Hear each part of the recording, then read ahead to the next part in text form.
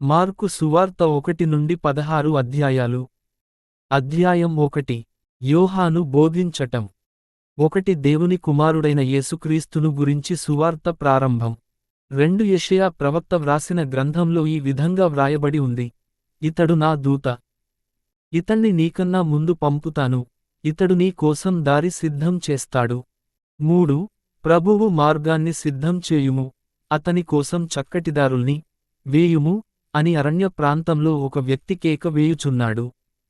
4 కనుక యోహాను ప్రజలకు ఎడారి ప్రాంతంలో బాప్తిస్మమిచ్చాడు. పాపపరిహారార్థం మారుమనస్సు పొందటం, బాప్తిస్మము పొందటం అవసరమని వాళ్లకు ప్రకటించాడు. 5 యూదయ దేశంలోని ప్రజలు, యెరూషలేములోని ప్రజలు అతని దగ్గరకు వెళ్లారు. తాము చేసిన పాపాలను చెప్పుకొన్నారు. అతడు వాళ్లకు యొర్దాను నదిలో బాప్తిస్మమిచ్చాడు. 6 యోహాను ఒంటె వెంట్రుకలతో చేసిన దుస్తుల్ని వేసుకునేవాడు. నడుముకు తోలుదట్టి కట్టుకునేవాడు. మిడుతల్ని, అడవి తేనెను తింటూ జీవించేవాడు. 7 అతడు ప్రకటించిన సందేశం ఇది: నా తర్వాత నాకన్నా శక్తివంతుడైన వాడు వస్తాడు. నేను వంగి అతని చెప్పులు విప్పే అర్హత కూడా నాకు లేదు. 8 నేను మీకు నీళ్లతో బాప్తిస్మము ఇస్తున్నాను. కాని ఆయన మీకు పవిత్రాత్మతో బాప్తిస్మమిస్తాడు. యోహాను చేత యేసు బాప్తిస్మం పొందటం. 9 ఆ రోజుల్లో గలిలయలోని నజరేతు పట్టణానికి చెందిన యేసు వచ్చాడు. యోహాను ఆయనకు యొర్దాను నదిలో బాప్తిస్మము ఇచ్చాడు. 10 యేసు నీటి నుండి బయటికి వస్తుండగా ఆకాశం తెరుచుకుని అందులో నుండి పవిత్రాత్మ ఒక పావురంలా తన మీదికి దిగిరావడం ఆయన గమనించాడు. 11 పరలోకం నుండి ఒక స్వరము: నీవు నా ప్రియ కుమారుడవు, నీవంటే నాకెంతో ఆనందం అని అన్నది. యేసు శోధించపడటం. 12 వెంటనే దేవుని ఆత్మ యేసును ఎడారి ప్రాంతానికి తీసుకు వెళ్ళాడు. 13 ఆయన అక్కడ 40 రోజులున్నాడు. సైతాను ఆయన్ని పరీక్షించాడు. ఆయన మృగాల మధ్య జీవించాడు. దేవదూతలు ఆయనకు పరిచర్యలు చేశారు. గలిలయలో యేసుని సేవ ప్రారంభం. 14 యోహాను చెరసాలలో వేయబడ్డాడు. యేసు గలిలయకు వెళ్లి దేవుని సువార్తను ప్రకటించాడు. 15 ఆయన, దేవుని రాజ్యం వస్తుంది, ఆ సమయం దగ్గరకు వచ్చింది, మారుమనస్సు పొంది సువార్తను విశ్వసించండి అని ప్రకటించాడు. యేసు కొందరు శిష్యులను ఎన్నుకొనటం. 16 యేసు గలిలయ సముద్రం ఒడ్డున నడుస్తూ ఉన్నాడు. ఆయన చేపలు పట్టేవాళ్లైన సీమోను మరియు అతని సోదరుడు అంద్రెయ వల వేయటం చూశాడు. 17 యేసు వాళ్లతో, నన్ను అనుసరించండి, మీరు మనుష్యులను పట్టుకునేటట్లు చేస్తాను అని అన్నాడు. 18 వాళ్ళు వెంటనే తమ వలల్ని వదిలి ఆయన్ని అనుసరించారు. 19 ఆయన కొంతదూరం వెళ్ళాక జెబెదయి కుమారుడైన యాకోబు, అతని సోదరుడు యోహాను పడవలో ఉండటం చూశాడు. వాళ్ళు వల సిద్ధం చేసుకుంటూ ఉన్నారు. 20 యేసు వాళ్లను పిలిచాడు. వాళ్ళు తమ తండ్రి జెబెదయిని పనివాళ్లతో అక్కడే పడవలో వదిలివేసి యేసును అనుసరించారు. యేసు ఒక మనుష్యుని దయ్యం నుండి విడిపించటం. 21 అంతా కలిసి కపెర్నహూము అనే పట్టణానికి వెళ్లారు. విశ్రాంతి రోజు వచ్చింది. యేసు సమాజ మందిరానికి వెళ్లి బోధించటం మొదలు పెట్టాడు. 22 శాస్త్రులవలే కాకుండా అధికారమున్న వానిలా బోధించాడు. కనుక ప్రజలు ఆయన బోధన విని ఆశ్చర్యపడ్డారు. 23 అదే సమయంలో దయ్యం పట్టిన వాడొకడు ఆ సమాజమందిరానికి వచ్చాడు. 24 వాడు, నజరేయుడవైన యేసు, మాతో నీకేం పని? మమ్మల్ని నాశనం చెయ్యటానికి వచ్చావా? నీవెవరవో నాకు తెలుసు. నీవు దేవుని పరిశుద్ధుడవు అని అన్నాడు. 25 యేసు, నోరు మూసుకో, వాని నుండి బయటకురా అని గద్దిస్తూ అన్నాడు. 26 ఆ దయ్యం వాణ్ణి వణికించి పెద్దకేక పెడుతూ వాని నుండి బయటికి వచ్చింది. 27 ప్రజలందరూ చాలా ఆశ్చర్యపడ్డారు.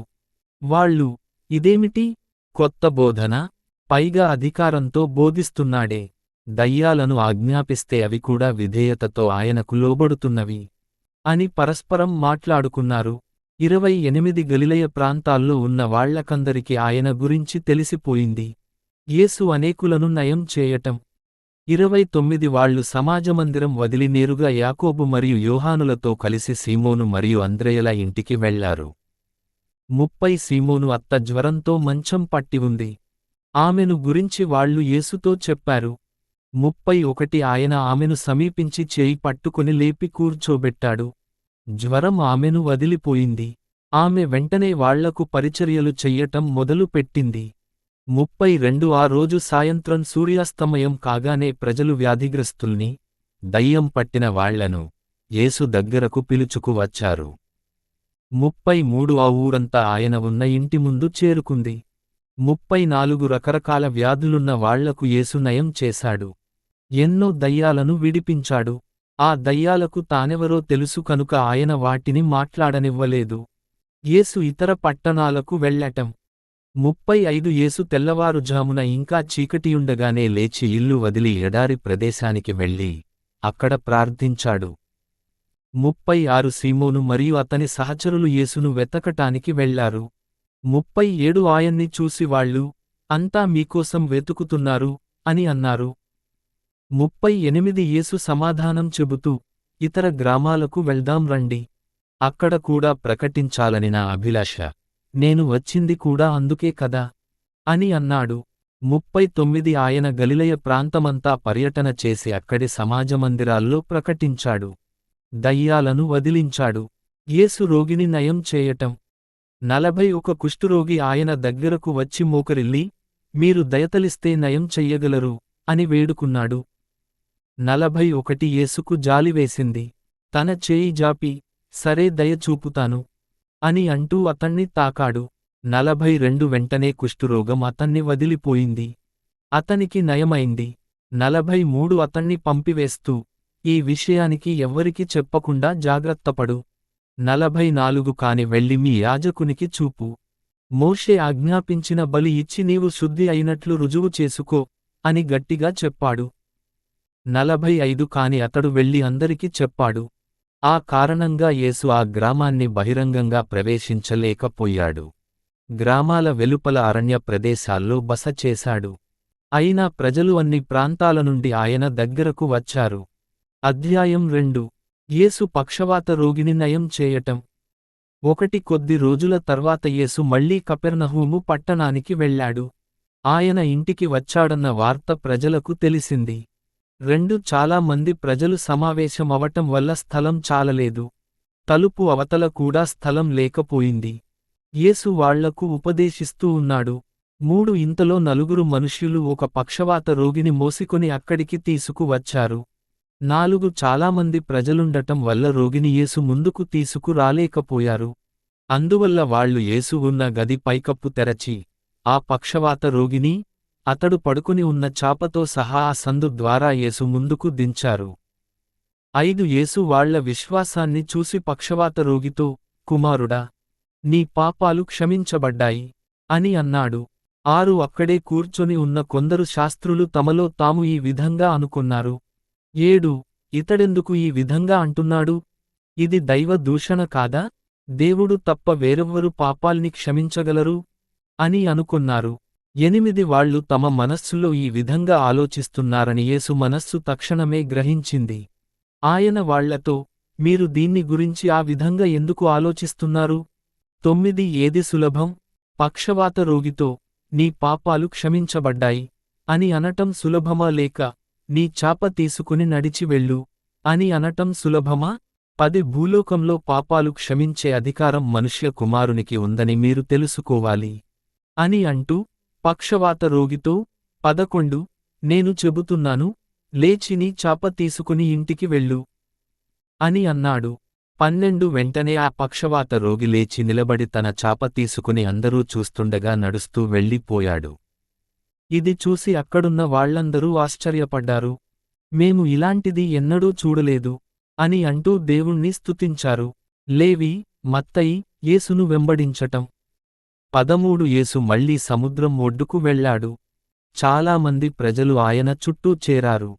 ఆయన వాళ్లకు బోధించటం మొదలుపెట్టాడు. 14 అక్కడి నుండి బయలుదేరి ముందుకు నడుస్తుండగా అల్ఫీ కుమారుడైన లేవి పన్నులు వసూలు చేసే పాకలో కూర్చుని ఉండటం చూశాడు. యేసు అతనితో, నా వెంటరా అని అన్నాడు. లేవి లేచి ఆయన్ని అనుసరించాడు. 15 యేసు, ఆయన శిష్యులు లేవి ఇంట్లో భోజనం చేస్తూ ఉన్నారు. ఆయనతో సహా చాలామంది పన్నులు వసూలు చేసేవాళ్లు, పాపం చేసిన వాళ్ళు భోజనం చేస్తూ ఉన్నారు. వీళ్లలో చాలామంది యేసు అనుచరులు.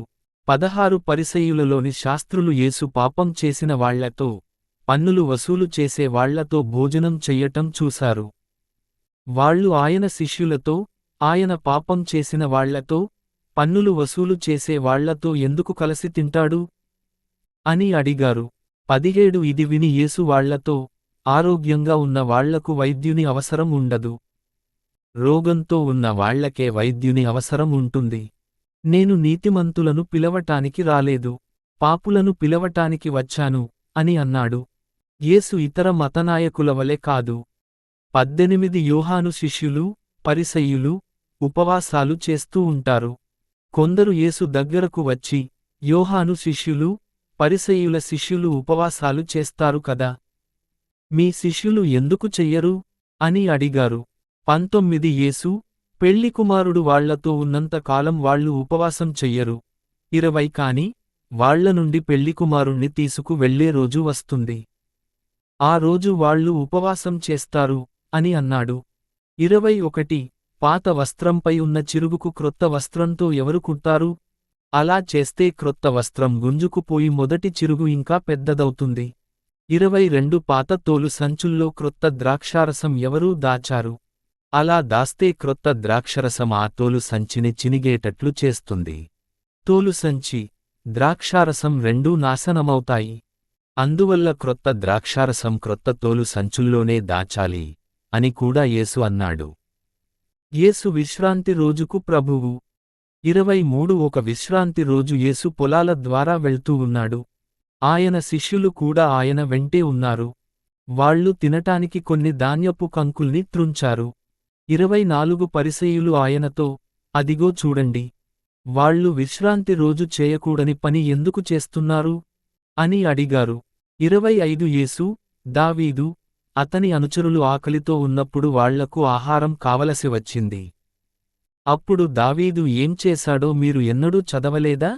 26 అబ్యాతారు ప్రధానయాజకుడుగా ఉన్న కాలంలో దావీదు దేవాలయంలోకి ప్రవేశించి దేవుని సముఖమున పెట్టిన రొట్టె తీసుకొని, తాను తిని, తన సహచరులకు కూడా కొంత ఇచ్చాడు.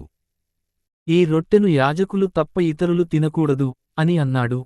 27 యేసు వాళ్లతో మళ్ళీ ఈ విధంగా అన్నాడు, విశ్రాంతి రోజు మానవుని కోసం సృష్టింపబడింది. కాని మానవుడు విశ్రాంతి రోజు కోసం సృష్టింపబడలేదు. 28 అందువల్ల మనుష్యకుమారునికి విశ్రాంతి రోజుపై కూడా అధికారం ఉంది. అధ్యాయం 3 విశ్రాంతి రోజు యేసు నయం చేయటం. ఒక రోజు యేసు సమాజ మందిరానికి వెళ్ళాడు. అక్కడ చెయ్యి ఎండిపోయిన వాడొకడు ఉన్నాడు. 2 అక్కడున్న వాళ్లలో కొందరు, యేసు ఆ చేయి ఎండిపోయిన వానికి విశ్రాంతి రోజు నయం చేస్తాడేమో చూడాలని జాగ్రత్తగా గమనిస్తూ ఉన్నారు. అలా చేస్తే ఆయనపై నేరం మోపాలని వాళ్ల ఉద్దేశ్యం. 3 యేసు ఆ చేయి పడిపోయిన వానితో, అందరి ముందుకి వచ్చి నిలుచో, అని అన్నాడు. 4 అప్పుడు యేసు అక్కడున్న వాళ్లతో, విశ్రాంతి రోజున మంచి చెయ్యటం ధర్మమా, లేక చెడు చేయటం ధర్మమా? ప్రాణాన్ని రక్షించటం ధర్మమా లేక చంపటం ధర్మమా? అని అన్నాడు. కాని దానికి వాళ్ళు ఏ సమాధానమూ చెప్పలేదు. 5 ఆయన కోపంతో చుట్టూ చూశాడు. వాళ్లవి కఠిన హృదయాలైనందుకు ఎంతో దుఃఖిస్తూ, ఆ చేయి ఎండిపోయిన వానితో, నీ చేయి చాపు, అని అన్నాడు. వాడు చేయి చాపాడు. వెంటనే అతని చేయి పూర్తిగా నయమైపోయింది.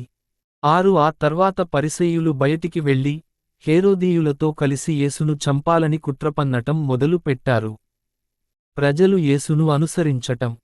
7 యేసు తన శిష్యులతో కలిసి సముద్రం దగ్గరకు వెళ్ళాడు. గలిలయ నుండి చాలా మంది ప్రజలు ఆయన్ని అనుసరించారు.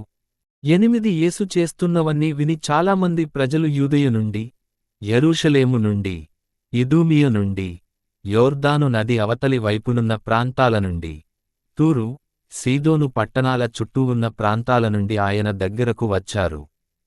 9 చాలామంది ప్రజలు ఉండటం వల్ల వాళ్ళు తనను త్రోయకుండా ఉండాలని యేసు తన శిష్యులతో ఒక చిన్న పడవను తన కోసం సిద్ధం చేయమని చెప్పాడు.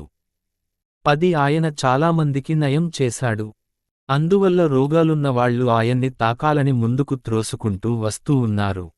11 చెడు ఆత్మలు ఆయన్ని చూసినప్పుడల్లా ఆయన ముందుపడి బిగ్గరగా, నీవు దేవుని కుమారుడివి, అని కేకలు వేసేవి.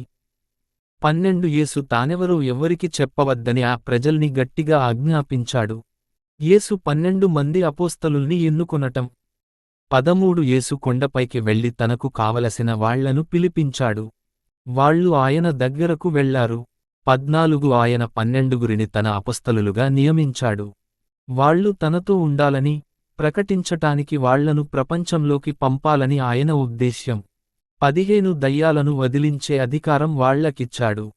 16 ఆయన నియమించిన 12 అపోస్తలుల పేర్లు ఇవి: సీమోను, ఇతనికి పేతురు అనే పేరునిచ్చాడు. 17 జెబెదయి కుమారులైన యాకోబు అతని సోదరుడు యోహాను, వీళ్లకు బోయనేర్గెసు అనే పేరునిచ్చాడు. బోయనేర్గెసు అంటే ఉరుముకు పుత్రులు అని అర్థం. 18 అంద్రెయ, ఫిలిప్పు, బర్తొలొమయి, మత్తయి, తోమా, అల్ఫీ కుమారుడు యాకోబు, తద్దయి, జలటు అని పిలవబడే సీమోను, 19 యేసుకు ద్రోహం చేసిన యూదా ఇస్కరియోతు. యేసుని శక్తి దేవుని నుండి వచ్చినది. 20 ఆ తర్వాత యేసు ఇంటికి వెళ్ళాడు. మళ్ళీ ప్రజలు సమావేశమయ్యారు. దీనితో ఆయనకు, ఆయన శిష్యులకు తినటానికి కూడా సమయం దొరకలేదు. 21 ప్రజలు, ఆయనకు మతిపోయింది అని అంటూ ఉండటం వల్ల ఆయన బంధువులు ఆయన భారం వహించటానికి వచ్చారు. 22 యెరూషలేము నుండి వచ్చిన శాస్త్రులు, అతనికి బయల్జెబూలు దయ్యం పట్టింది. దయ్యాల రాజు సహాయంతో అతడు దయ్యాలను వదిలిస్తున్నాడు అని అన్నారు. 23 అందువల్ల యేసు వాళ్లను గురించి ఉపమానాలు ఉపయోగించి వారితో ఈ విధంగా అన్నాడు: సైతాను తనను తాను ఏ విధంగా పారద్రోలుతాడు? 24 ఏ రాజ్యంలో చీలికలు వస్తాయో ఆ రాజ్యం నిలువదు. 25 కుటుంబంలో చీలికలు వస్తే ఆ కుటుంబం నిలువదు. 26 సైతాను తనకు తాను విరోధి అయి తన అధికారంతో చీలికలు తెచ్చుకొంటే ఆ సైతాను నిలవడు. వాని అధికారం అంతమవుతుంది. 27 నిజానికి బలవంతుని ఇంట్లోకి వెళ్లి అతని వస్తువుల్ని దోచుకోవాలనుకుంటే మొదట ఆ బలవంతుణ్ణి కట్టివేయవలసి వస్తుంది. అప్పుడే ఆ ఇంటిని దోచుకోగలుగుతాడు. 28 నేను నిజం చెబుతున్నాను, మానవులు చేసిన అన్ని పాపాలను, వాళ్ల దూషణలను దేవుడు క్షమిస్తాడు. 29 కాని పవిత్రాత్మను దూషించిన వాణ్ణి దేవుడు ఎప్పటికీ క్షమించడు. అతణ్ణి శాశ్వతమైన పాపం చేసిన వానిగా పరిగణిస్తాడు. 30 ధర్మశాస్త్ర పండితులు తనలో దురాత్మ ఉందని అనటం వలన ఆయనపై విధంగా అన్నాడు. యేసుని శిష్యులు ఆయన నిజమైన బంధువులు. 31 యేసు తల్లి, ఆయన సోదరులు అక్కడికి వచ్చారు. బయటే నిలుచుని యేసును పిలవమని ఒకణ్ణి లోపలికి పంపారు. 32 యేసు చుట్టూ జనసమూహం ఉంది. వాళ్ళు ఆయనతో, మీ తల్లి, సోదరులు మీకోసం అడుగుతూ బయట నిలుచున్నారు అని అన్నారు.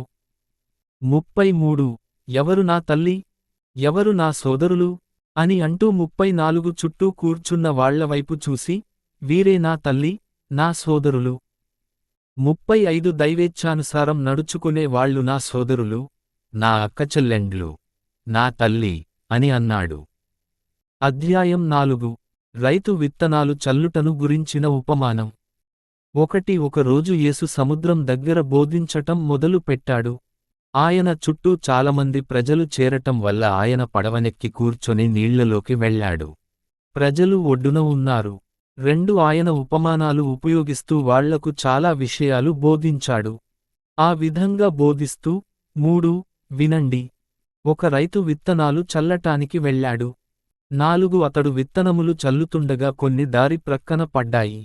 వాటిని పక్షులు తినివేశాయి. 5 మరికొన్ని మట్టి ఎక్కువగా లేని రాతి నేలపై పడ్డాయి. మట్టి ఎక్కువగా లేనందువల్ల అవి త్వరగా మొలకెత్తాయి. 6 కాని సూర్యుడు రాగానే అవి ఆ వేడికి వాడిపోయాయి. వాటికి వేర్లు పెరగనందువల్ల అవి ఎండిపోయాయి.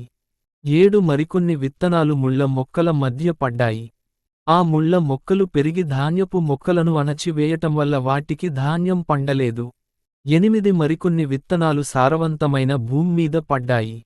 అవి మొలకెత్తి పెరిగి 30 వంతుల, 60 వంతుల, 100 వంతుల పంటను కూడా ఇచ్చాయి. 9 ఈ విధంగా చెప్పి యేసు, చెవులున్నవాడు వినని అని అన్నాడు. యేసు బోధించుటకు ఉపమానములను ఎందుకు ఉపయోగించాడు? 10 ఆయన ఏకాంతంగా ఉన్నప్పుడు ఆయన 12 శిష్యులు ఆయన చుట్టూ ఉన్న మిగతా వాళ్ళు ఆ ఉపమానాన్ని గురించి అడిగారు. 11 ఆయన వాళ్లతో, దేవుని రాజ్యం యొక్క రహస్య జ్ఞానాన్ని మీకు చెప్పాను. కాని ఇతరులకు ఈ జ్ఞానం ఉపమానాల ద్వారా చెబుతాను. 12 ఎందుకంటే వాళ్ళు ఎప్పుడూ చూస్తారు కాని ఏదీ గ్రహించరు, అన్నీ వింటారు కాని ఒక్కటి అర్థం చేసుకోరు. వాళ్ళు అలా చేస్తే దేవుని వైపు మళ్ళవచ్చు, దేవుడు వాళ్లను క్షమిస్తాడు. యేసు విత్తనము యొక్క ఉపమానమును వివరించటం. 13 యేసు వాళ్లతో ఈ విధంగా అన్నాడు, మీకీ ఉపమానం అర్థం కాలేదా? మరి మిగతా ఉపమానాల్ని ఎలా అర్థం చేసుకుంటారు? 14 రైతు, దైవ సందేశాన్ని విత్తుతున్నవాడు. 15 కొందరు వ్యక్తులు దారి మీది మట్టిలాంటి వాళ్ళు. వీళ్లలో విత్తనం నాటిన వెంటనే, అంటే వాళ్ళు విన్న వెంటనే, సైతాను వచ్చి వాళ్లలో నాటబడిన దైవ సందేశాన్ని తీసుకువెళ్తాడు. 16 మరి కొందరు రాతినేలలాంటి వాళ్ళు. వీళ్ళు సందేశాన్ని విని ఆనందంతో దాన్ని స్వీకరిస్తారు. 17 కాని వాళ్ళు సందేశాన్ని లోతైన జీవితంలోనికి నాటనివ్వరు. కొంతకాలం మాత్రమే నిలుస్తుంది. ఆ సందేశం కారణంగా కష్టం కాని, హింస కాని కలిగితే వాళ్ళు వెంటనే దాన్ని వదిలేస్తారు. 18 మరి కొందరు ముళ్ళమొక్కలు మొలిచే నేలలాంటి వాళ్ళు. వాళ్ళు దైవ సందేశం వింటారు కాని 19 ఈ జీవితం వల్ల కలిగే చింతలు, ధనం కలిగించే మోసం, ఇతర వస్తువుల పట్ల వ్యామోహం ఆ దైవ సందేశాన్ని అణిచివేసి ఫలించకుండా చేస్తాయి. 20 ఇతరులు సారవంతమైన భూమిలాంటివాళ్ళు. కనుక వీళ్ళు దైవ సందేశాన్ని విని అంగీకరించి ఫలం పొందేవాళ్ళు. కనుక వీళ్ళు 30, 60, 100 వంతుల ఫలం ఫలిస్తారు. నీకున్న గ్రహింపును ఉపయోగించుకునుము. 21 ఆయన మళ్ళీ వాళ్లతో ఈ విధంగా అన్నాడు, మీరు దీపాన్ని తెచ్చి స్తంభం మీద పెట్టకుండా మంచం క్రింద లేక పాత్ర క్రింద పెడతారా? లేదు, దీపస్తంభం మీద పెడతారు. 22 దాచబడినవన్నీ బహిరంగమవుతాయి, అన్ని రహస్యాలు బయటపడతాయి. 23 వింటున్న మీరు జాగ్రత్తగా వినండి. 24 యేసు మళ్ళీ ఈ విధంగా అన్నాడు, మీరు విన్నదాన్ని జాగ్రత్తగా గమనించండి. మీరు ఏ కొలతతో కొలిచి ఇస్తారో అదే కొలతతో ఇంకా ఎక్కువగా కొలిచి దేవుడు మీకిస్తాడు.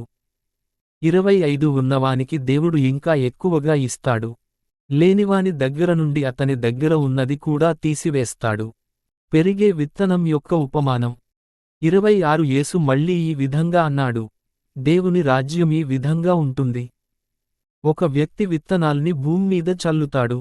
27 అవి రాత్రి, పగలు, అతడు పడుకొని ఉన్నా, లేచి ఉన్నా మొలకెత్తి పెరుగుతూ ఉంటాయి.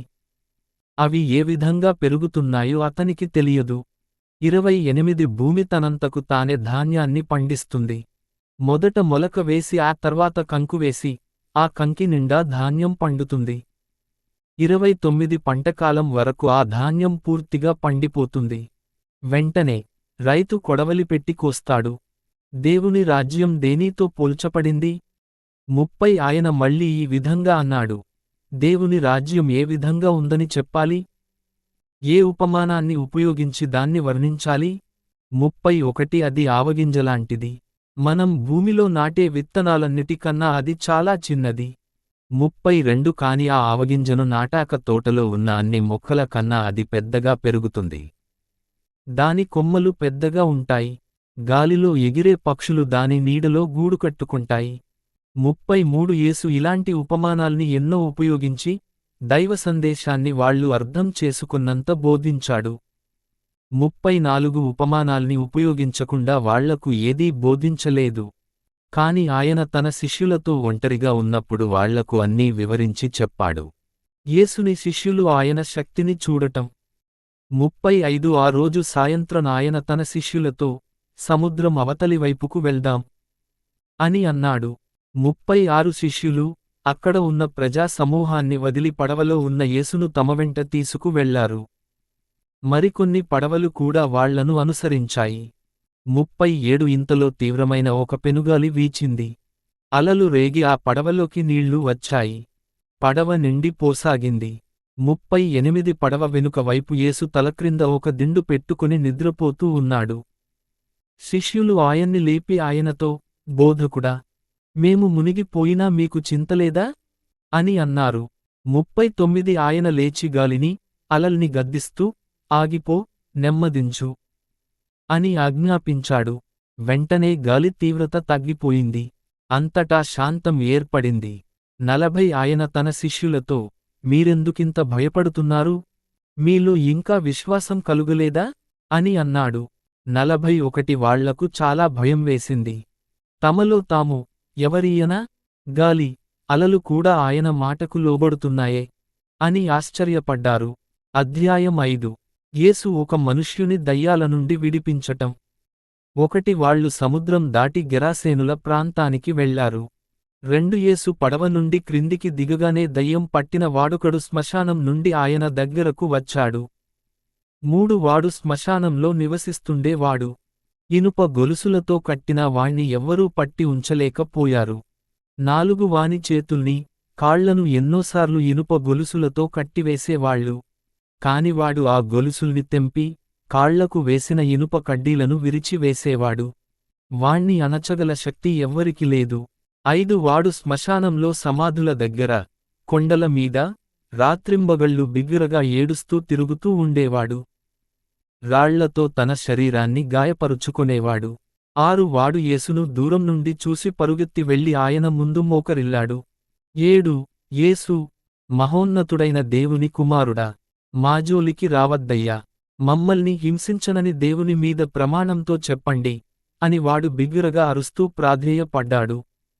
8 ఎందుకంటే ఒక్క క్షణం క్రితం యేసు వానితో, ఓ దయ్యమా, ఆ మనిషి నుండి బయటకురా అని అన్నాడు.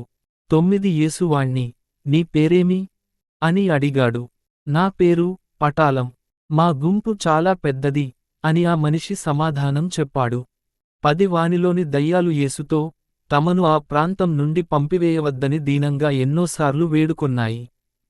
11 ఆ కొండ ప్రక్కన ఒక పెద్ద పందుల గుంపు మేస్తూ ఉంది. 12 ఆ దయ్యాలు యేసుతో, మమ్మల్ని ఆ పందుల్లోకి పంపండి, వాటిలో ప్రవేశించటానికి అనుమతివ్వండి అని అన్నాయి. 13 యేసు వాటికి అనుమతి ఇచ్చాడు. దయ్యాలు వాని నుండి వెలుపలికి వచ్చి పందుల్లోకి ప్రవేశించాయి. 2000 దాకా ఉన్న ఆ పందుల గుంపు వాలుగా ఉన్న కొండమీద నుండి వేగంగా పరుగెత్తుకొనిపోయి సరస్సున పడి మునిగిపోయాయి. 14 ఆ పందుల్ని కాస్తున్న వాళ్లు పారిపోయి పట్టణంలో, పల్లె ప్రాంతాల్లో ఈ సంఘటనను గురించి చెప్పారు. ప్రజలు జరిగిన దాన్ని చూడాలని వచ్చారు. 15 వాళ్ళు యేసు దగ్గరకు వచ్చి అక్కడి దయ్యాల పటాలం పట్టినవాడు దుస్తులు వెసుకొని సక్రమమైన బుద్ధితో కూర్చొని ఉండటం గమనించారు. వాళ్లకు భయం వేసింది. 16 జరిగిన దాన్ని పూర్తిగా చూసిన వాళ్ళు, దయ్యాలు పట్టిన వానికి జరిగిన దాన్ని గురించి, పందుల్ని గురించి వాళ్లకందరికి చెప్పారు.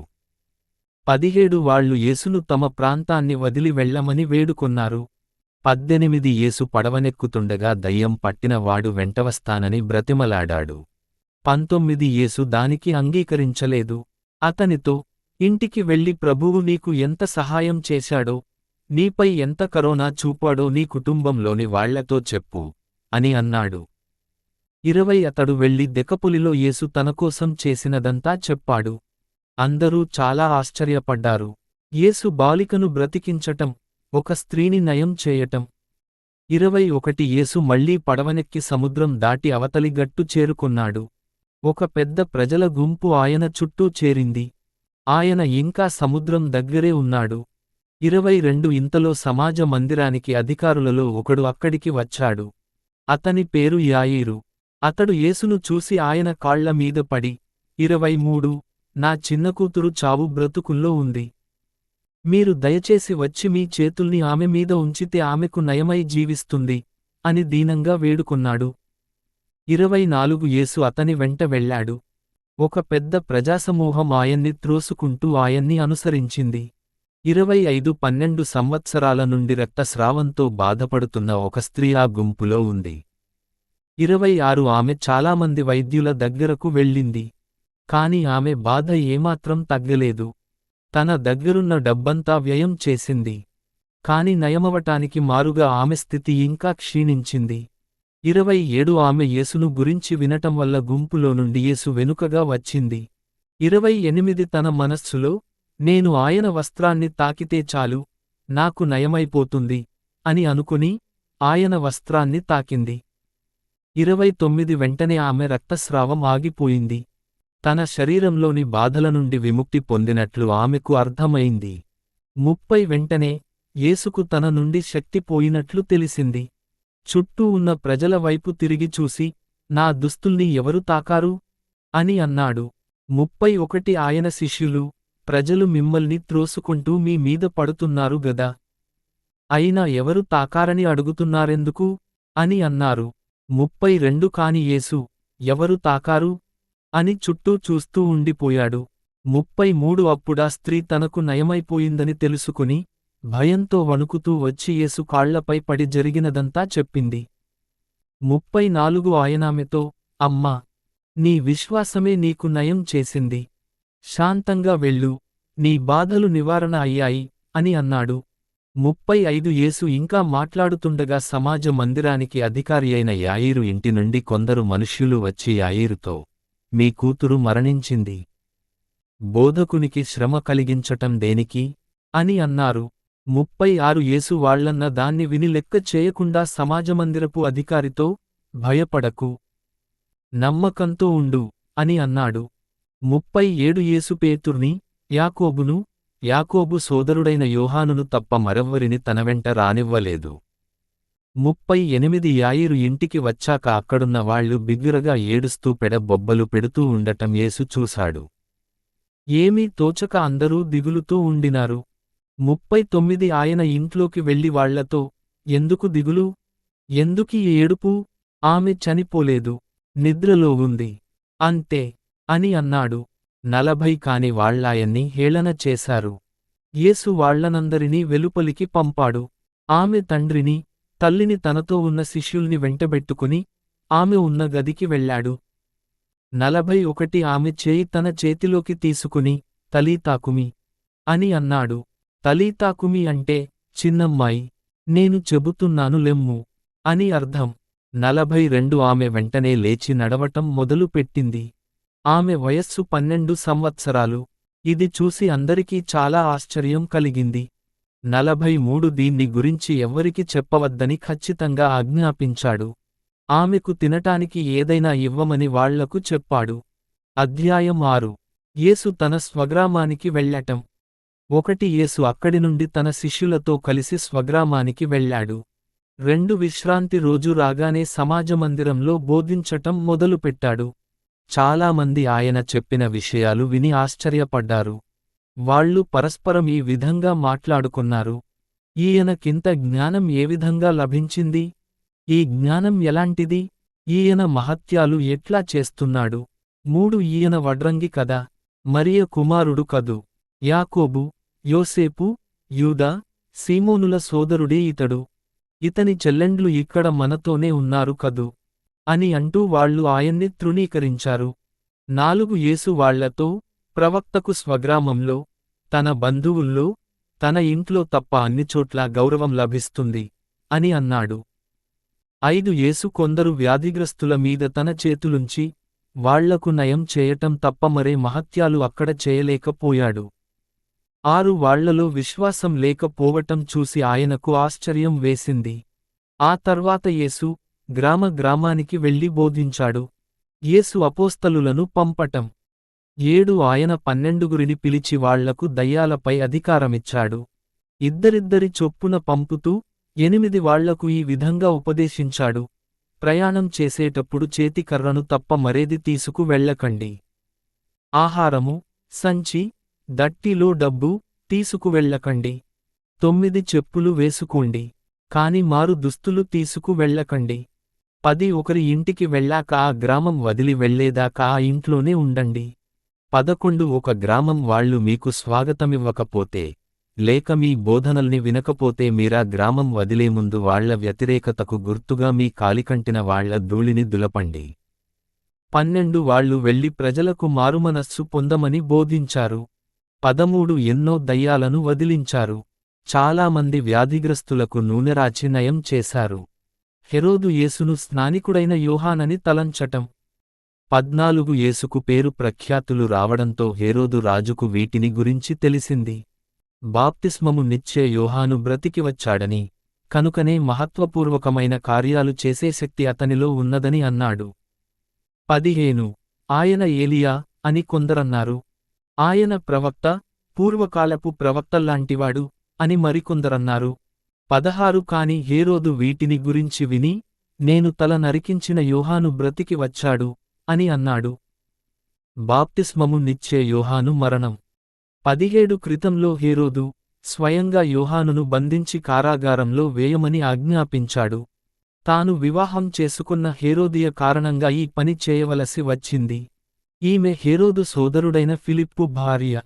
18 పైగా యోహాను హేరోదుతో, నీ సహోదరుని భార్యను చేసుకోవటం అన్యాయం అంటూ ఉండేవాడు. 19 అందువల్ల హేరోదియకు యోహాను అంటే ఇష్టం ఉండేది కాదు.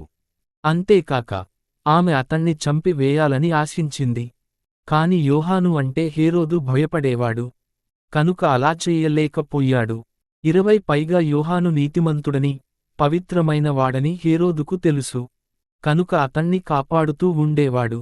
హేరోదు యోహాను మాటలు విన్నప్పుడు ఎంతో కలవరం చెందేవాడు. అయినా అతని మాటలు వినటానికి ఇష్టపడేవాడు. 21 చివరకు హేరోదియకు అవకాశం లభించింది. హేరోదు తన రాజ్యంలోని ప్రముఖ అధికారులను, సైన్యాధిపతులను గలిలయలోని ప్రముఖులను పిలిచి తన పుట్టినరోజు పండుగ చేశాడు. 22 హేరోదియ కూతురు వచ్చి నాట్యం చేసింది. ఆమె హేరోదును, అతని అతిథుల్ని మెప్పించింది. హేరోదు ఆమెతో, నీకు కావలసింది ఏదైనా కోరుకో, ఇస్తాను అని అన్నాడు. 23 నీవేదడిగినా ఇస్తాను, అర్ధరాజ్యాన్నైనా సరే అని ప్రమాణం చేశాడు. 24 ఆమె వెళ్ళి తన తల్లితో, నన్నేమి కోరుకోమంటావు అని అడిగింది. బాప్తిస్మము నిచ్చే యోహాను తల కోరుకో అని ఆమె సమాధానం చెప్పింది. 25 వెంటనే ఆమె రాజు దగ్గరకు పరుగెత్తి, బాప్తిస్మము నిచ్చే యోహాను తలను ఒక పళ్ళెంలో పెట్టి తక్షణమే ఇప్పించమని మిమ్మల్ని వేడుకుంటున్నాను అని అన్నది. 26 రాజుకు చాలా దుఃఖం కలిగింది. కాని తాను ప్రమాణం చేశాడు. పైగా అతిథులక్కడే ఉన్నారు. కనుక ఆమె కోరికను నిరాకరించదలచుకోలేదు. 27 అందువల్ల అతడు వెంటనే యోహాను తల తీసుకురమ్మని ఆజ్ఞాపిస్తూ ఒక భటుణ్ణి పంపాడు. ఆ భటుడు వెళ్లి యోహాను తలను కారాగారంలోనే నరికివేసి, 28 దాన్ని ఒక పళ్ళెంలో పెట్టి తీసుకువచ్చి ఆమెకు బహూకరించాడు. ఆమె దాన్ని తన తల్లికి ఇచ్చింది. 29 యోహాను శిష్యులు ఇది విని అక్కడికి వెళ్లి అతని దేహాన్ని తీసుకువెళ్లి సమాధి చేశారు. యేసు 5000 మందికి పైగా భోజనం పెట్టటం. 30 అపొస్తలులు యేసు చుట్టూ చేరి తాము చేసిన వాటిని గురించి, బోధించిన వాటిని గురించి వివరంగా ఆయనకు చెప్పారు. 31 వాళ్ల దగ్గరకు చాలామంది వస్తూ పోతూ ఉండటం వల్ల వాళ్లకు తినటానికి కూడా సమయం లేకపోయింది.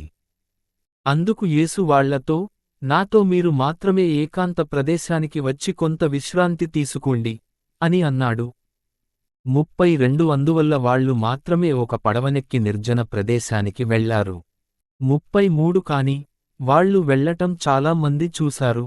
వాళ్ళెవరో గుర్తించి అన్ని పట్టణాల నుండి పరుగెత్తుకుంటూ వెళ్ళి, వాళ్లకన్నా ముందే ఆ ఎడారి ప్రాంతాన్ని చేరుకొన్నారు.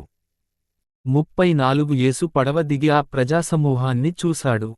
కాపరిలేని గొర్రెల్లా ఉన్న ఆ ప్రజల్ని చూసి ఆయనకు జాలివేసింది. అందువల్ల వాళ్లకు ఎన్నో విషయాలు బోధించటం మొదలు పెట్టాడు. 35 అప్పటికే మధ్యాహ్నం దాటి సాయంకాలమవుతూ ఉంది.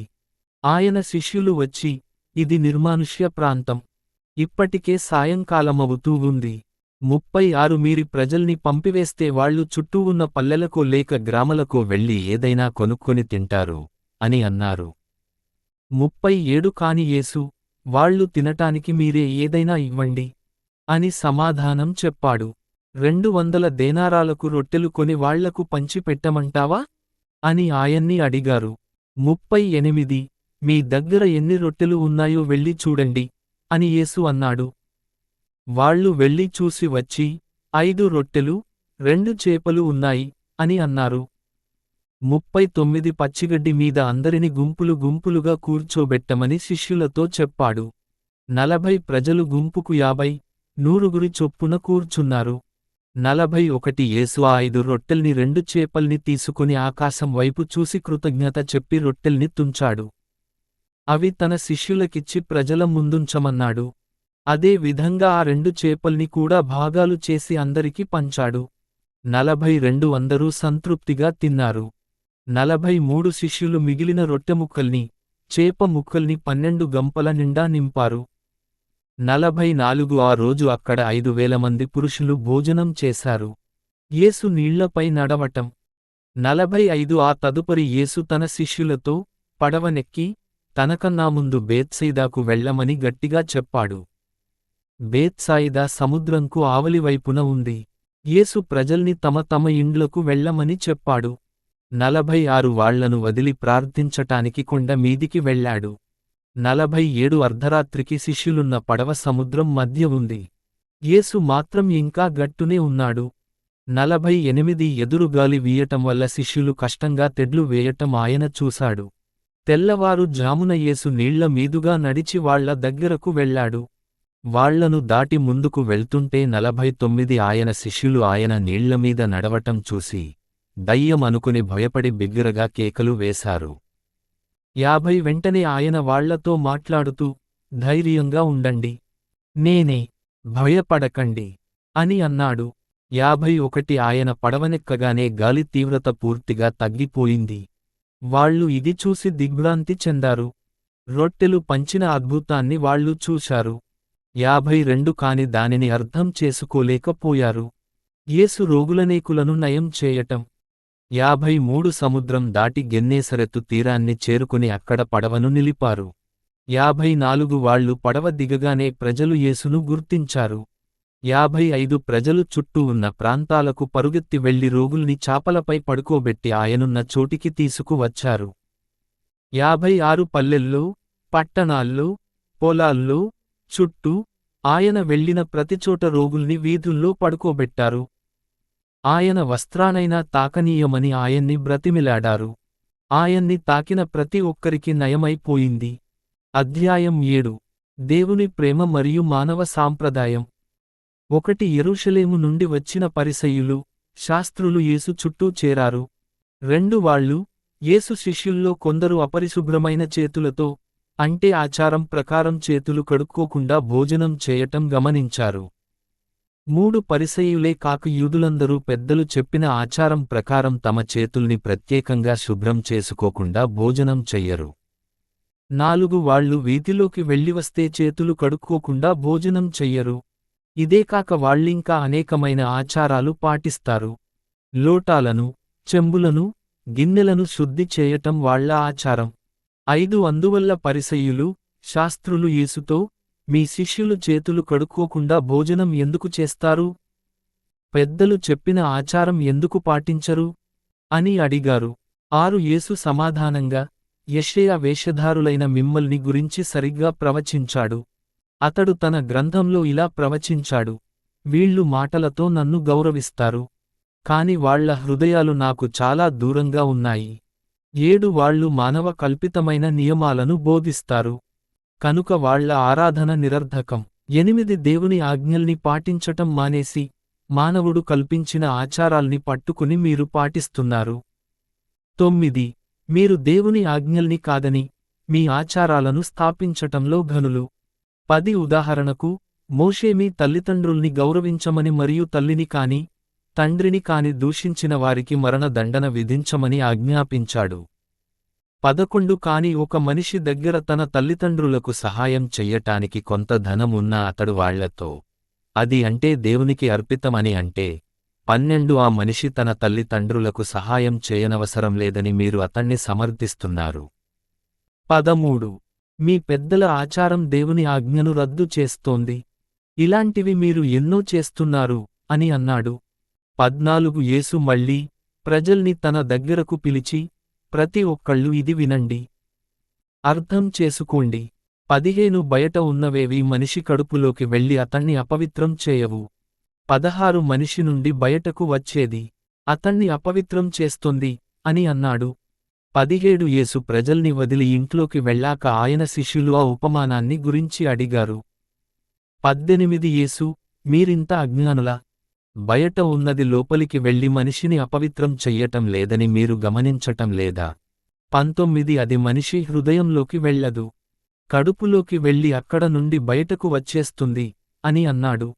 యేసు ఈ విధంగా చెప్పి అన్ని ఆహార పదార్థాలు తినడానికి పవిత్రమైనవి అని సూచించాడు. ఆయన మళ్ళీ ఈ విధంగా అన్నాడు, మనిషి నుండి బయటకు వచ్చేవి అతన్ని అపవిత్రం చేస్తాయి. ఎందుకంటే మానవుల హృదయాల నుండి దురాలోచనలు, జారత్వం, దొంగతనం, నరహత్యలు, వ్యభిచారం, లోభం, చెడుతనం, కృత్రిమం, కామవికారం, మత్సరం, దేవదూషణ, అహంభావం, అవివేకం బయటకు వస్తాయి. 23 ఇవే లోపల నుండి బయటకు వచ్చి నరుని అపవిత్రం చేస్తాయి. యేసు యూదేతర స్త్రీకి సహాయం చేయటం. 24 యేసు ఆ ప్రాంతం వదిలి తూరు ప్రాంతానికి వెళ్ళాడు. అక్కడ ఒకరి ఇంటికి వెళ్ళాడు. తనక్కడ ఉన్నట్లు ఎవ్వరికి తెలియరాదని ఆయన ఉద్దేశ్యం. కాని దాన్ని రహస్యంగా ఉంచలేకపోయాడు. 25 ఒక స్త్రీ వెంటనే యేసును గురించి విన్నది. ఆమె కూతురుకు దయ్యం పట్టి ఉంది. ఆమె అక్కడికి వచ్చి యేసు కాళ్లపై పడింది. 26 ఆమె గ్రీసు దేశస్థురాలు. జన్మస్థానం సిరియ దేశంలోని ఫోనీషియా. తన కూతురు నుండి ఆ దయ్యాన్ని వదిలించమని ఆమె యేసును వేడుకొంది. 27 ఆయన ఆమెతో, మొదట చిన్నపిల్లల్ని వాళ్లకు కావలసినవి తిననివ్వాలి. ఎందుకంటే చిన్న పిల్లల ఆహారాన్ని తీసుకుని కుక్కలకు వేయటం సమంజసం కాదు అని అన్నాడు. 28 అవును ప్రభూ, కాని బల్ల క్రింద ఉన్న కుక్కలు కూడా చిన్నపిల్లలు వదిలివేసిన ముక్కల్ని తింటాయి కదా అని ఆమె సమాధానం చెప్పింది. 29 అప్పుడు యేసు ఆమెతో, అలాంటి సమాధానం చెప్పావు కనుక వెళ్ళు, దయ్యం నీ కూతుర్ని వదిలి వెళ్ళింది అని అన్నాడు. 30 ఆమె ఇంటికి వెళ్లి తన కూతురు పడకపై పడుకొని ఉండటం చూసింది. దయ్యం నిజంగా ఆమె నుండి వెళ్ళిపోయింది. చెముడు, నత్తి ఉన్న వానికి నయం చేయటం. 31 ఆ తర్వాత యేసు తూరు ప్రాంతం వదిలి సీదోను వెళ్లి అక్కడి నుండి దెకపులి ద్వారా గలిలయ సముద్రం చేరుకొన్నాడు. 32 అక్కడ కొందరు చెముడు, నత్తి ఉన్న ఒక మనిషిని యేసు దగ్గరకు పిలుచుకు వచ్చారు. అతనిపై తన చేయి పెట్టమని వాళ్లు యేసును వేడుకొన్నారు. 33 యేసు అతణ్ణి ప్రజల నుండి ప్రక్కకు పిలుచుకు వెళ్లి తన చేతి వ్రేళ్లను అతని చెవుల్లో ఉంచాడు. ఉమ్మివేసి ఆ వ్యక్తి యొక్క నాలుక తాకాడు. 34 ఆకాశం వైపు చూసి నిట్టూర్చి, ఎఫ్ఫతా అని అన్నాడు. ఎఫ్ఫతా అంటే తెరుచుకో అని అర్థం. 35 వెంటనే అతని చెవులు తెరుచుకున్నాయి. అతని నాలుక వదులైంది. అతడు స్పష్టంగా మాట్లాడటం మొదలు పెట్టాడు. 36 యేసు దీన్ని ఎవ్వరికీ చెప్పవద్దని ఆజ్ఞాపించాడు. కాని ఆయన చెప్పిన కొద్దీ వాళ్లు దాన్ని గురించి ఇంకా ఎక్కువగా చెప్పారు. 37 ప్రజల ఆశ్చర్యానికి అంతులేకపోయింది. వాళ్ళు, ఈయన అన్నీ బాగా చేస్తాడు, పైగా చెవిటివాడు వినేటట్లు, నత్తివాడు మాట్లాడేటట్లు కూడా చేస్తున్నాడు అని అన్నారు. అధ్యాయం 8 యేసు 4000 మందికి పైగా భోజనం పెట్టటం. ఆ రోజుల్లో మళ్ళీ ఒకసారి పెద్ద ప్రజల గుంపు సమావేశమైంది. వాళ్ల దగ్గర తినటానికి ఏమీ ఉండనందువల్ల యేసు శిష్యుల్ని పిలిచి, నాకు జాలివేస్తోంది. వాళ్ళిప్పటికే 3 రోజుల నుండి నా దగ్గరున్నారు. తినటానికి వాళ్ల దగ్గర ఏమీ లేదు. నేను వాళ్లను ఆకలితో ఇంటికి పంపివేస్తే వాళ్లలో కొందరు చాలా దూరం నుండి వచ్చారు. కనుక వాళ్ళు దారిలో మూర్ఛపోవచ్చు అని అన్నాడు. 4 ఆయన శిష్యులు, ఈ ఎడారి ప్రాంతంలో వాళ్ళు తినటానికి చాలినంత ఆహారం ఎక్కడ నుండి తెమ్మంటారు అని అన్నారు. 5 ఎన్ని రొట్టెలున్నాయి అని యేసు అడిగాడు. 7 అని వాళ్ళు సమాధానం చెప్పారు. 6 యేసు ప్రజల్ని కూర్చోమని చెప్పాడు. ఆ 7 రొట్టెలు తీసుకుని దేవునికి కృతజ్ఞతలు చెప్పి వాటిని విరిచాడు. ఆ రొట్టెముక్కల్ని తన శిష్యులకిచ్చి ప్రజలకు పంచమన్నాడు. వాళ్ళు అలాగే చేశారు. 7 వాళ్ల దగ్గర కొన్ని చేపలు కూడా ఉన్నాయి. వాటి కోసం కూడా దేవునికి కృతజ్ఞతలు చెప్పి వాటిని కూడా పంచమని తన శిష్యులకు ఇచ్చాడు. 8 ప్రజలు వాటిని తిని సంతృప్తి చెందారు. ఆ తర్వాత ప్రజలు తినగా మిగిలిన ముక్కల్ని 7 గంపల నిండా నింపారు. 9,4000 మంది ప్రజలు అక్కడ ఉన్నారు. వాళ్లను పంపివేసి వెంటనే 10 యేసు తన శిష్యులతో కలిసి పడవనెక్కి దల్మనూతా ప్రాంతానికి వెళ్ళాడు. కొందరు యేసు అధికారాన్ని సందేహించటం. 11 పరిసయ్యులు వచ్చి యేసును ప్రశ్నించటం మొదలుపెట్టారు. ఆయన్ని పరీక్షించే ఉద్దేశ్యంతోనే ఆకాశం నుండి ఒక రుజువు చూపమన్నారు. 12 ఆయన పెద్దగా నిట్టూర్చి, ఈ కాలపు వాళ్లు అద్భుతాల్ని రుజువులుగా చూపమని ఎందుకు అడుగుతారు? ఇది నిజం. మీకు ఏ రుజువూ చూపబడదు అని అన్నాడు. 13 ఆ తర్వాత ఆయన వాళ్లను వదిలి పడవనెక్కి అవతలి ఒడ్డు చేరుకొన్నాడు. శిష్యులు యేసుని అపార్థము చేసికొనటం. 14 శిష్యులు రొట్టెలు తేవటం మరిచిపోయారు. వాళ్ల దగ్గర ఒక రొట్టె మాత్రమే ఉంది. 15 యేసు, జాగ్రత్తగా ఉండండి. పరిసయ్యుల పులుపును హేరోదు పులుపును గమనిస్తూ ఉండండి అని వాళ్లను హెచ్చరించాడు.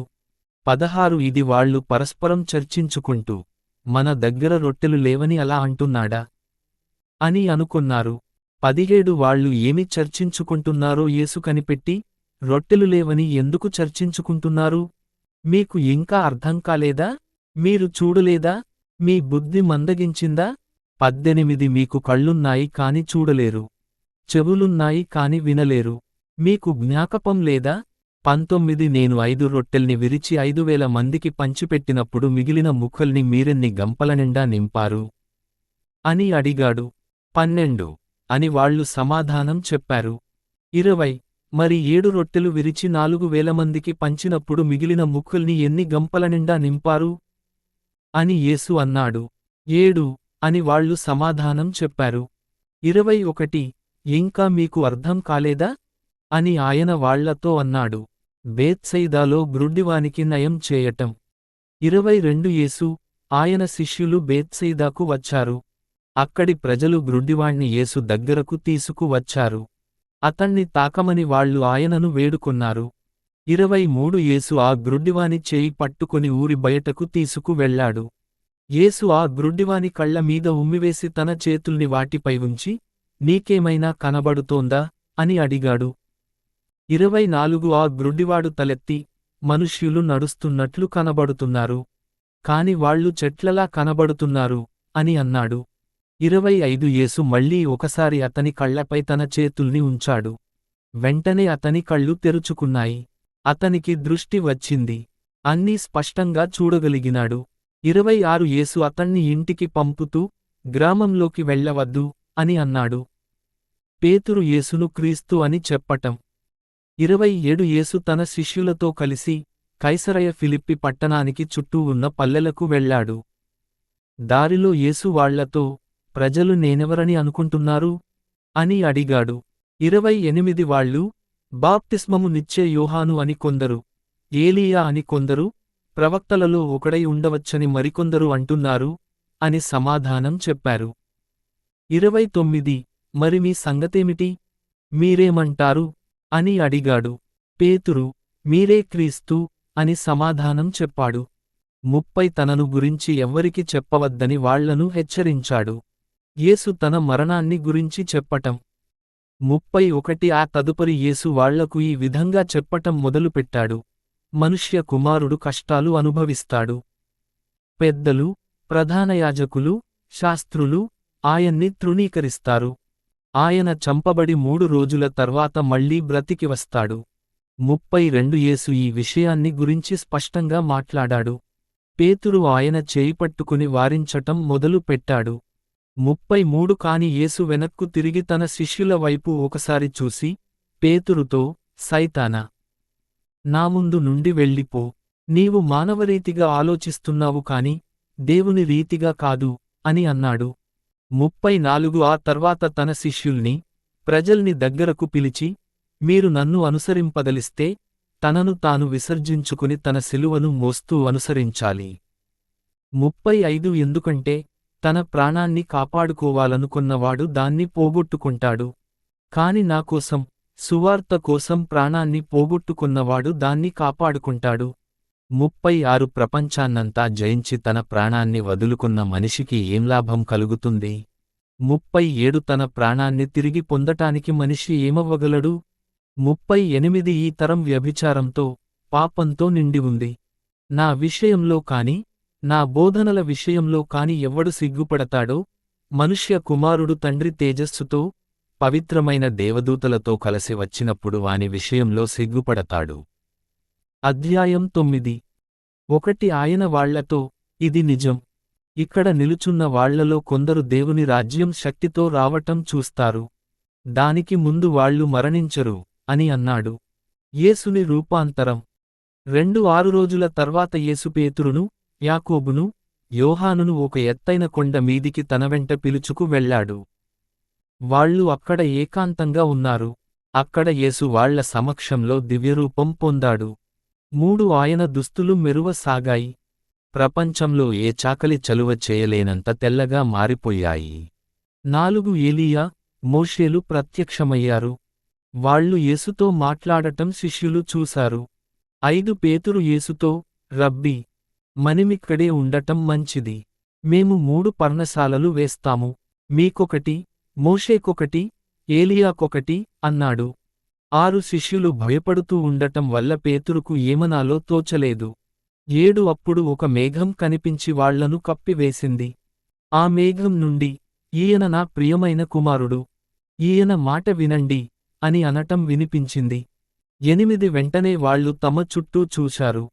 మిగతా 2 వాళ్లకు కనిపించలేదు. యేసు మాత్రమే కనిపించాడు. 9 వాళ్ళు కొండదిగి క్రిందికి వస్తుండగా యేసు, మనుష్య కుమారుడు చనిపోయి బ్రతికి వచ్చేవరకు మీరు చూసిన దృశ్యాన్ని ఎవ్వరికి చెప్పకండి అని ఆజ్ఞాపించాడు. 10 అందువల్ల వాళ్ళా విషయాన్ని తమలోనే దాచుకుని, చనిపోయి బ్రతికి రావటాన్ని గురించి చర్చించుకొన్నారు. 11 వాళ్ళాయనతో, ఏలీయా మొదట రావాలని శాస్త్రులు ఎందుకంటున్నారు అని అడిగారు.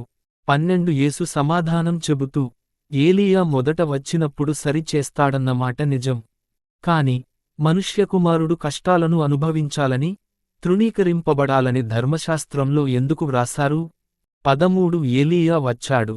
లేఖనాల్లో వ్రాసిన విధంగా ప్రజలు చేయలానుకున్నవన్నీ ఇతనికి చేశారు అని అన్నాడు. యేసు ఒక బాలుని దయ్యం నుండి విడిపించటం. 14 యేసు, పేతురు, యోహాను మరియు యాకోబు మిగతా శిష్యుల దగ్గరకు వచ్చారు. అక్కడ ఒక పెద్ద ప్రజల గుంపు శిష్యుల చుట్టూ ఉండటం, వాళ్లతో ఏమో వాదిస్తూ ఉండటం చూశారు. 15 యేసును చూడగానే అక్కడున్న వాళ్లందరూ ఆశ్చర్యపడి స్వాగతం చెప్పటానికి ఆయన దగ్గరకు పరుగెత్తారు. 16 యేసు శిష్యులను, వాళ్లతో మీరేమి వాదిస్తున్నారు అని అడిగాడు.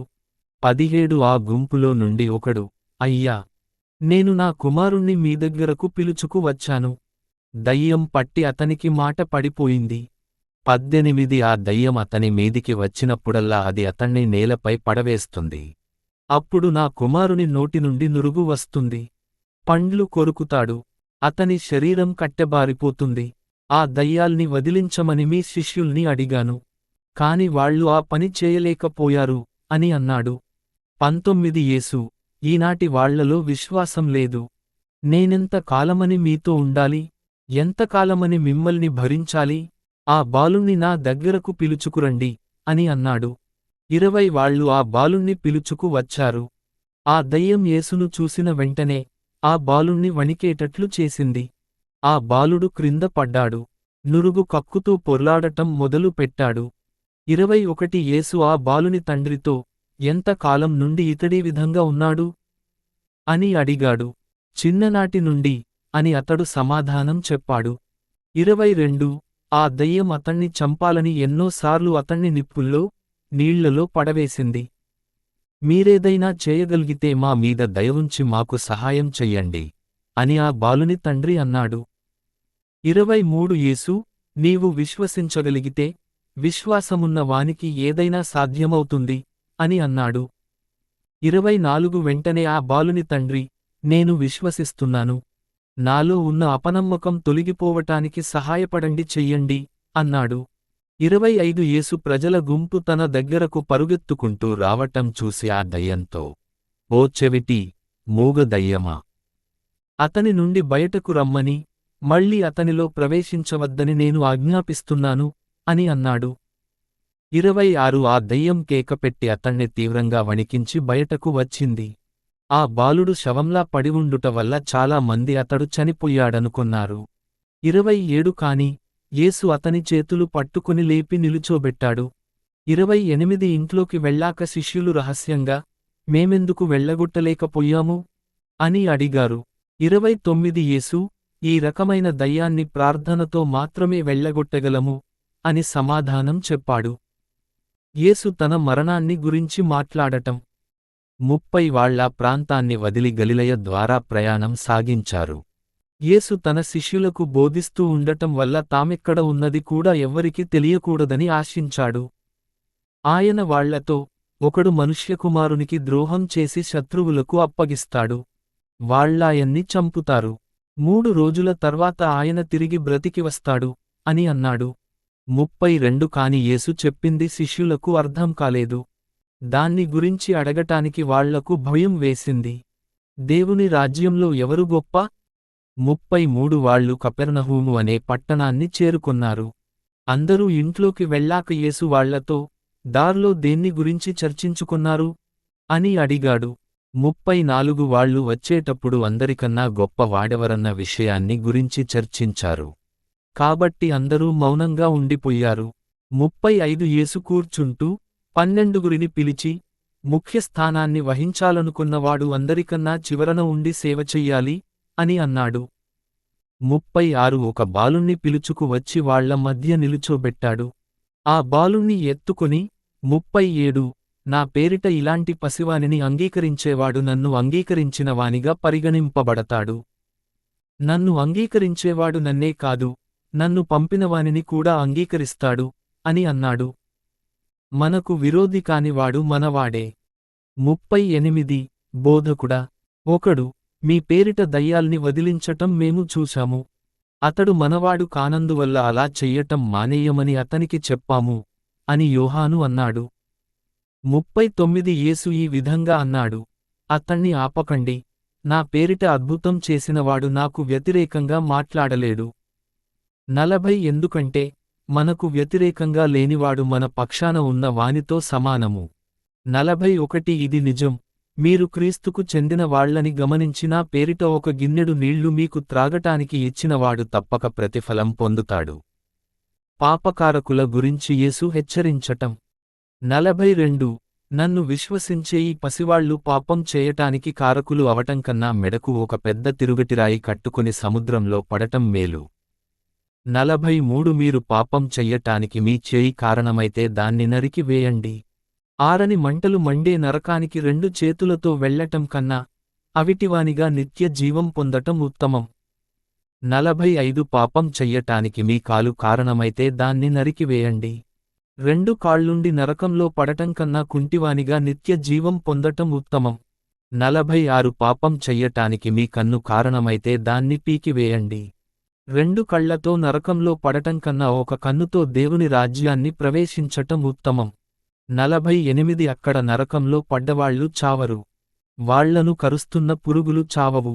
ఆ మంటలు ఆరిపోవు. 49 ప్రతి వాడు ఈ అగ్నిలో శిక్షననుభవిస్తాడు. 50 ఉప్పు మంచిదే, కాని దానిలో ఉన్న ఉప్పు గుణం పోతే ఆ గుణం మళ్ళీ ఏ విధంగా తేగలరు? కాబట్టి మీరు మంచివారై ఉండండి. ఒకరితో ఒకరు శాంతంగా ఉండండి. అధ్యాయం 10 విడాకులను గురించి బోధించటం. 1 యేసు ఆ ప్రాంతాన్ని వదిలి యూదయ ప్రాంతానికి వెళ్ళాడు. అక్కడి నుండి యొర్దాను నది అవతల వైపునున్న ప్రాంతానికి వెళ్ళాడు.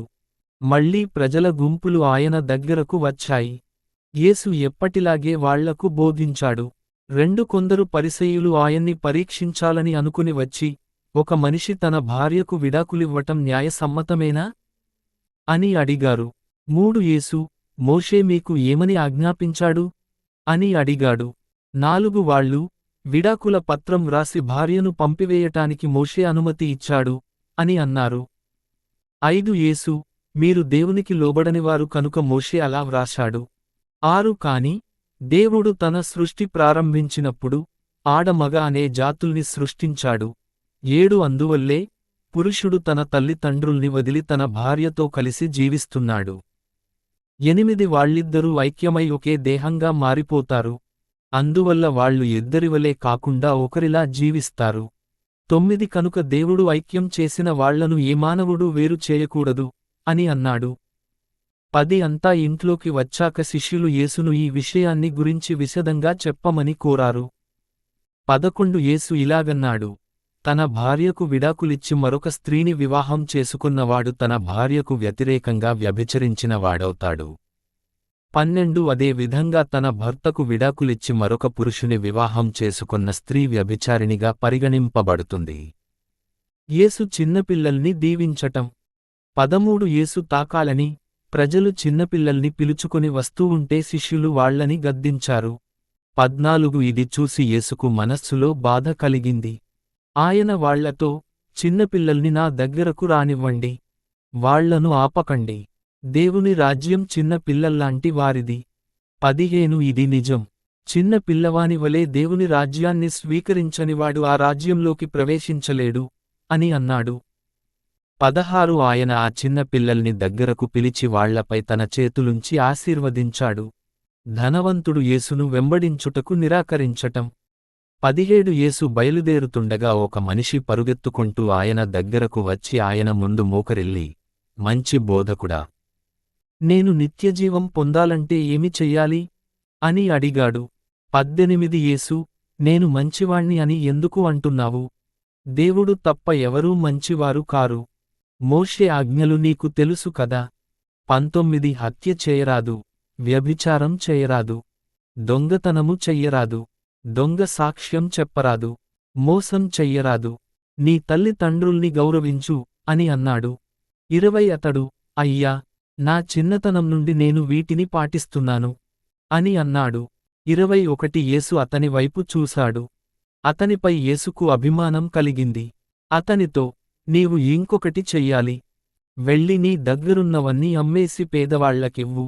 అప్పుడు నీకు పరలోకంలో సంపద లభిస్తుంది. ఆ తదుపరి నన్ను అనుసరించు అని అన్నాడు. 22 ఇది విన్నాక ఆ వచ్చిన వ్యక్తి ముఖం చిన్నబోయింది. అతని దగ్గర చాలా ధనముండటం వల్ల దుఃఖంతో అక్కడి నుండి వెళ్ళిపోయాడు. 23 యేసు చుట్టూ చూసి తన శిష్యులతో, ధనమున్నవాడు దేవుని రాజ్యంలోకి ప్రవేశించటం చాలా కష్టం అని అన్నాడు. 24 శిష్యులు ఆయన మాటలకు ఆశ్చర్యపోయారు. యేసు మళ్ళీ, శిష్యులారా, దేవుని రాజ్యంలో ప్రవేశించటం ఎంతో కష్టం. 25 ధనవంతుడు దేవుని రాజ్యంలోకి ప్రవేశించటం కన్నా ఒంటె సూదిరంధ్రం ద్వారా వెళ్లటం సులభం అని అన్నాడు. 26 ఇది విని శిష్యులు ఇంకా ఎక్కువ ఆశ్చర్యపడ్డారు. అలాగైతే ఎవరికి రక్షణ లభిస్తుంది అంటూ పరస్పరం మాట్లాడుకున్నారు. 27 యేసు వాళ్లవైపు చూసి, మానవునికి ఇది అసాధ్యమైన పని కాని దేవునికి అన్నీ సాధ్యమే అని అన్నాడు. 28 పేతురు ఆయనతో, మిమ్మల్ని అనుసరించాలని మేము అన్నీ వదిలివేశాము అని అన్నాడు. 29 యేసు, ఇది నిజం. నా కోసం, సువార్త కోసం, తన ఇంటిని కాని, సోదరులను కాని, అక్క చెల్లెండ్లను కాని, తల్లిని కాని, తండ్రిని కాని, సంతానాన్ని కాని, పొలాల్ని కాని, విడిచినవాడు ఈ తరంలోనే 100 రెట్లు ఇళ్లను, సోదరులను, అక్క చెల్లెండ్లను, తల్లుల్ని, సంతానాన్ని, పొలాల్ని పొందుతాడు. వీటితో పాటు హింసల్ని కూడా పొందుతాడు. రానున్న లోకంలో నిత్యజీవం పొందుతాడు. 31 కాని ముందున్న వాళ్ళు చివరివాళ్లై, చివర ఉన్న వాళ్ళు ముందుకు వెళ్తారు అని అన్నాడు. యేసు తన మరణాన్ని గురించి మళ్లీ మాట్లాడటం. 32 యేసు, ఆయనతో ఉన్న వాళ్ళు అంతా యెరూషలేము వెళ్లటానికి బయలుదేరారు. యేసు అందరికన్నా ముందు నడుస్తూ ఉన్నాడు. ఆయన శిష్యులు దిగులుతో నడుస్తూ ఉన్నారు. యేసును అనుసరిస్తున్న ఇతరులు భయపడుతూ నడుస్తూ ఉన్నారు. యేసు మళ్లీ తన శిష్యులను ప్రక్కకు పిలిచి తనకు జరుగనున్న వాటిని గురించి వాళ్లకు చెప్పాడు. 33 ఆయన, వినండి, మనం యెరూషలేము దాకా వెళ్తున్నాము. అక్కడ మనుష్యకుమారునికి ద్రోహం జరుగుతుంది. ఆయన ప్రధానయాజకులకు, శాస్త్రులకు అప్పగింపబడతాడు. వాళ్లాయనకు మరణశిక్ష విధించి యూదులు కాని వాళ్లకు అప్పగిస్తారు. 34 యూదులు కాని వాళ్ళు ఆయన్ని హేళన చేసి ఆయన మీద ఉమ్మివేస్తారు. ఆయన్ని కొరడా దెబ్బలు కొడతారు. ఆ తర్వాత చంపివేస్తారు. 3 రోజుల తర్వాత ఆయన బ్రతికి వస్తాడు అని అన్నాడు. యాకోబు మరియు యోహానుల నివేదన. 35 జెబెదయి కుమారులు యాకోబు మరియు యోహానులు ఆయన దగ్గరకు వచ్చారు. వాళ్ళు, బోధకుడా, మేము అడిగింది చెయ్యమని కోరుతున్నాము అని అన్నారు. 36 ఏమి చెయ్యమంటారు అని యేసు అడిగాడు. 37 వాళ్ళు, మీరు మహిమను పొందినప్పుడు మాలో ఒకరిని మీ కుడిచేతివైపు, మరొకరిని మీ ఎడమచేతివైపు కూర్చోనివ్వండి అని అడిగారు. 38 యేసు, మీరేమి అడుగుతున్నారో మీకు తెలియదు. నేను త్రాగినదాన్ని మీరు త్రాగగలరా? నేను పొందిన బాప్తిస్మము మీరు పొందగలరా అని అడిగాడు. 39 పొందగలము అని వాళ్ళు సమాధానం చెప్పారు. యేసు వాళ్లతో, నేను త్రాగిన దాన్ని మీరు త్రాగుదురు, నేను పొందిన బాప్తిస్మము మీరు పొందుదురు. 40 కాని నా కుడివైపు, లేక నా ఎడమవైపు కూర్చోమనటానికి అనుమతి ఇచ్చేది నేను కాదు. ఈ స్థానాలు ఎవరికోసం నియమించబడ్డాయో వాళ్ళు మాత్రమే కూర్చోగలరు అని అన్నాడు. 41 ఇది విని మిగతా 10 మందికి యాకోబు మరియు యోహానులపై కోపం వచ్చింది. 42 యేసు వాళ్లను దగ్గరకు పిలిచి, యూదులు కాని వాళ్లను పాలించవలసిన ప్రభువులు, వాళ్లపై తమ అధికారం చూపుతూ ఉంటారు. ఇతర అధికారులు కూడా వాళ్లపై అధికారం చూపుతూ ఉంటారు. ఇది మీకు తెలుసు. 43 మీ విషయంలో అలా కాదు. మీలో అందరికన్నా గొప్ప కావాలనుకున్నవాడు మిగతా వాళ్లందరికీ సేవ చేయాలి. 44 మీలో ప్రాముఖ్యత పొందాలనుకున్నవాడు మీ అందరికీ బానిసగా ఉండాలి. 45 ఎందుకంటే మనుష్యకుమారుడు కూడా సేవ చేయించుకోవటానికి రాలేదు, కాని సేవ చేయటానికి, అందరి పక్షాన తన ప్రాణాన్ని క్రయధనంగా ధారపోయటానికి వచ్చాడు అని అన్నాడు. గ్రుడ్డివానికి దృష్టి కలిగించటం. 46 ఆ తర్వాత వాళ్ళు యెరికో చేరుకున్నారు. యేసు, ఆయన శిష్యులు, వాళ్లతో ఉన్న ప్రజల గుంపు ఆ పట్టణాన్ని వదిలి బయలుదేరారు. తీమయి కుమారుడు బర్తిమయి అనే ఒక గ్రుడ్డివాడు దారి ప్రక్కన కూర్చుని ఉండినాడు. అతడు భిక్షగాడు. 47 ఆ గ్రుడ్డివాడు, వస్తున్నది నజరేతు నివాసి యేసు అని తెలుసుకుని, యేసు, దావీదు కుమారుడా, నాపై దయచూపు అని బిగ్గరగా అనటం మొదలు పెట్టాడు. 48 చాలామంది అతణ్ణి తిట్టి ఊరుకోమన్నారు. కాని ఆ గ్రుడ్డివాడు, దావీదు కుమారుడా, నా మీద దయచూపు అని ఇంకా బిగ్గరగా అరిచాడు. 49 యేసు ఆగి, అతణ్ణి పిలవండి అని అన్నాడు. వాళ్ళా గ్రుడ్డివానితో, ధైర్యంగా లేచి నిలుచో, ఆయన నిన్ను పిలుస్తున్నాడు అని అన్నారు. 50 ఆ గ్రుడ్డివాడు కప్పుకొన్న వస్త్రాన్ని ప్రక్కకు త్రోసి, గభాలున లేచి యేసు దగ్గరకు వెళ్ళాడు. 51 యేసు, ఏమి కావాలి అని అడిగాడు. ఆ గ్రుడ్డివాడు, రబ్బీ, నాకు చూపు కావాలి అని అన్నాడు. 52 యేసు, నీ విశ్వాసం నీకు నయం చేసింది, ఇక వెళ్ళు అని అన్నాడు. వెంటనే అతనికి చూపు వచ్చింది. అతడు యేసును అనుసరిస్తూ ఆయన వెంట వెళ్ళాడు. అధ్యాయం 11 యేసు యెరూషలేము ప్రవేశించటం. వాళ్ళు యెరూషలేము పట్టణాన్ని సమీపించారు. ఒలీవలకొండ దగ్గరున్న బేత్పగే మరియు బేతనియ గ్రామాలకు రాగానే యేసు తన శిష్యుల్లో 2 పంపుతూ, వాళ్లతో, ముందున్న గ్రామానికి వెళ్ళండి. మీరా గ్రామంలోకి వెళ్ళిన వెంటనే అక్కడ వయస్సులో ఉన్న ఒక గాడిద పిల్ల మీకు కనబడుతుంది. అది ఒక వాకిలి ముందు కట్టబడి ఉంటుంది. దాని మీద ఇదివరకెవ్వరూ స్వారీ చెయ్యలేదు. దాన్ని విప్పి ఇక్కడకు తీసుకుని రండి. 3 అలా ఎందుకు చేస్తున్నారని మిమ్మల్ని ఎవరైనా అడిగితే, ప్రభువుకు కావాలి, త్వరలోనే తిరిగి పంపుతాము అని సమాధానం చెప్పండి అని అన్నాడు. 4 శిష్యులు వెళ్ళి, ఇంటి ముందు వీధిలో ఒక గాడిద ఉండటం చూశారు.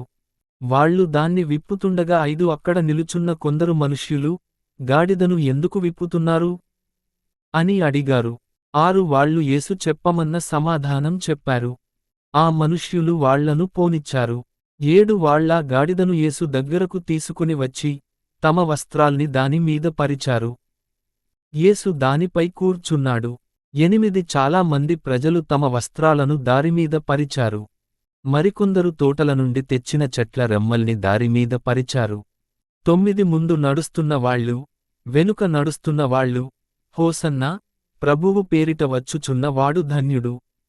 10 రానున్న మన తండ్రి దావీదు రాజ్యం ధన్యమైనది. మహోన్నతుడైన వానికి హోసన్నా అని బిగ్గరగా కేకలు వేశారు. 11 యేసు యెరూషలేం పట్టణం ప్రవేశించి అక్కడున్న ఆలయానికి వెళ్ళాడు. చుట్టూ ఉన్న వాటిని చూశాడు.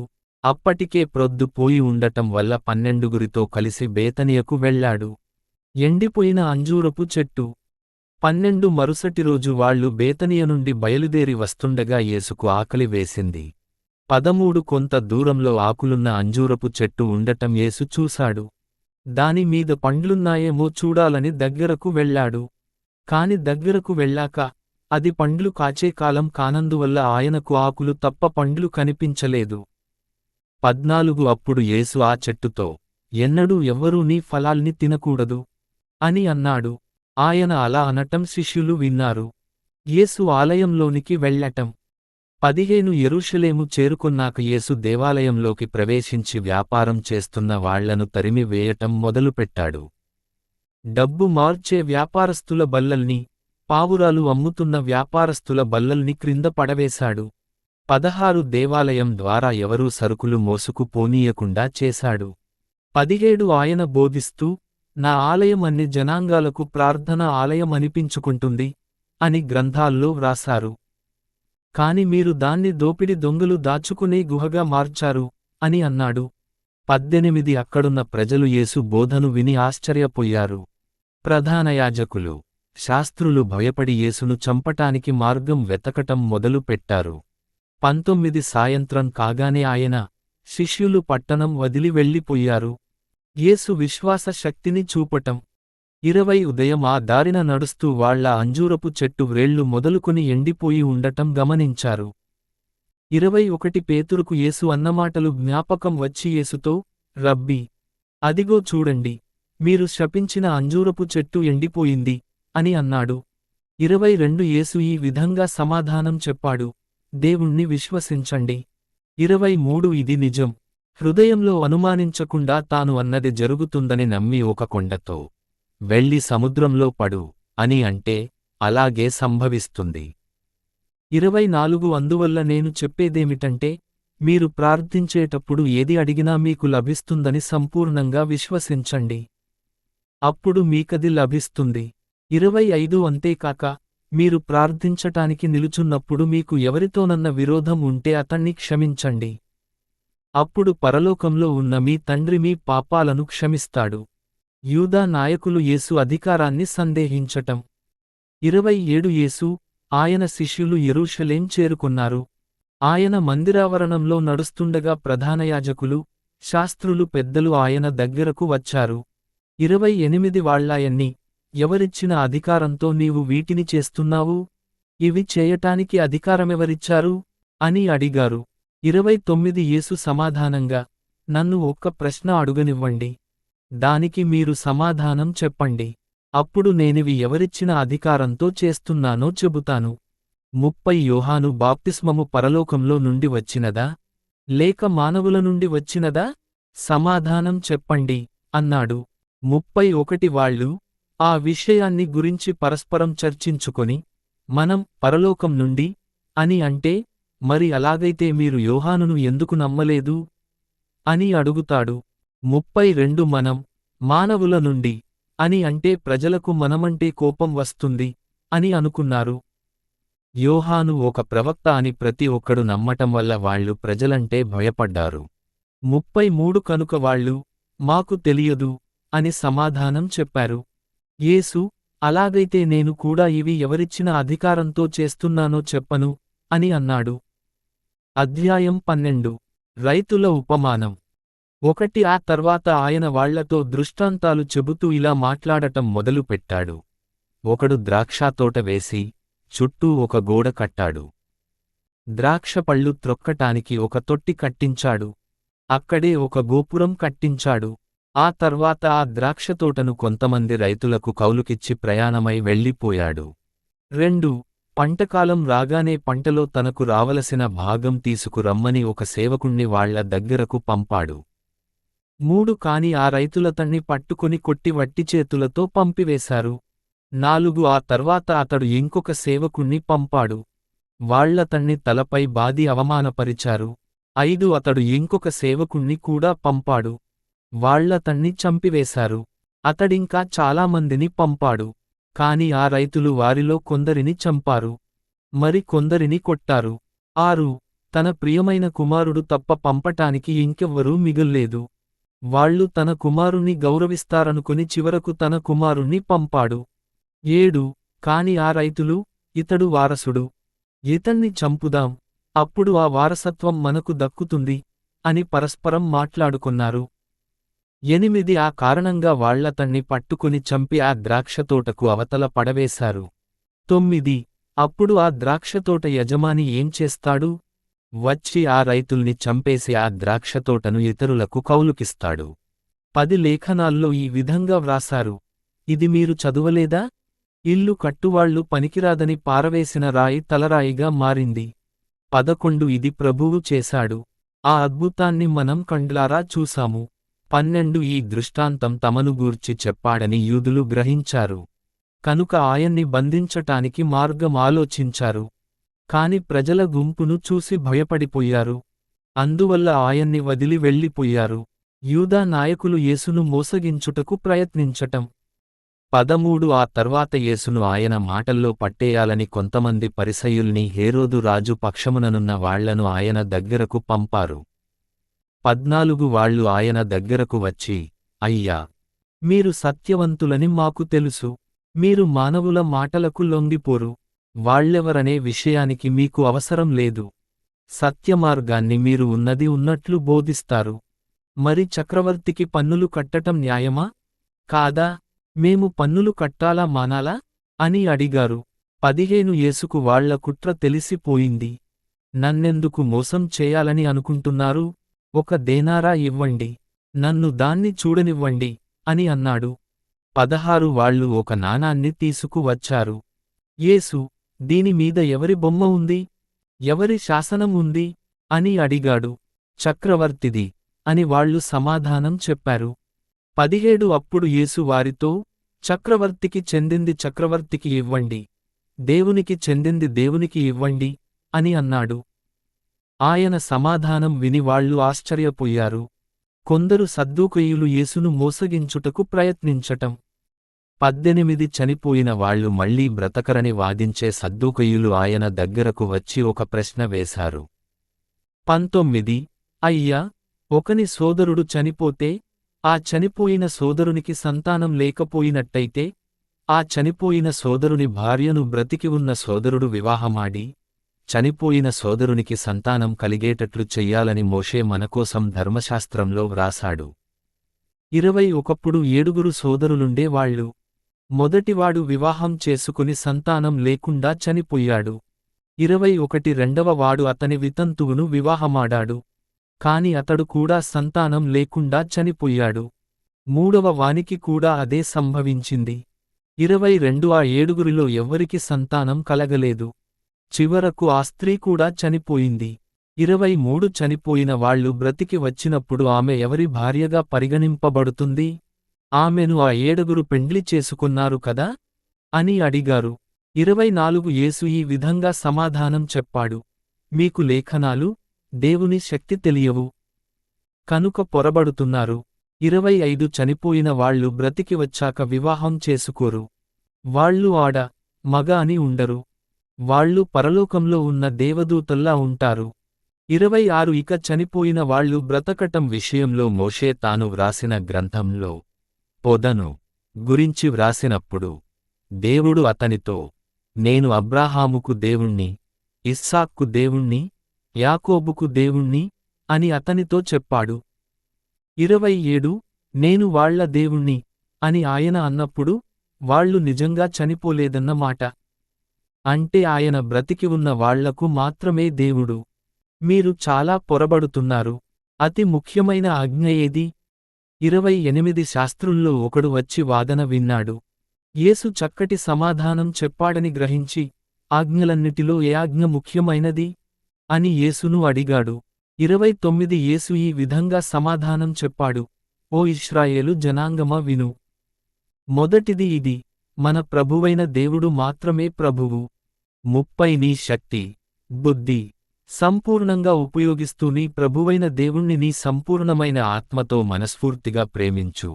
31 రెండవది ఇది, నిన్ను నీవు ప్రేమించుకున్నంతగా నీ పొరుగువాణ్ణి ప్రేమించు. వీటిని మించిన ఆజ్ఞ మరొకటి లేదు. 32 ఆ శాస్త్రి, అయ్యా, చక్కగా చెప్పారు. దేవుడు ఒక్కడేనని, ఆయన తప్ప మరెవ్వరూ లేరని సరిగ్గా చెప్పారు. 33 ఆ దేవుణ్ణి సంపూర్ణమైన బుద్ధితో, సంపూర్ణమైన మనస్సుతో శక్తినంతా ఉపయోగిస్తూ ప్రేమించాలని, మరియు తనను ప్రేమించుకున్నంతగా తన పొరుగువాణ్ణి ప్రేమించాలని చక్కగా చెప్పారు. ఈ 2 ఆజ్ఞలు బలులకన్నా, దహన బలులకన్నా ముఖ్యమైనవి అని అన్నాడు. 34 అతడు తెలివిగా చెప్పాడని యేసు గ్రహించి అతనితో, నీవు దేవుని రాజ్యానికి దూరంగా లేవు అని అన్నాడు. ఆ తర్వాత ఆయన్ని ప్రశ్నలు అడగటానికి ఎవ్వరికి ధైర్యం చాలలేదు.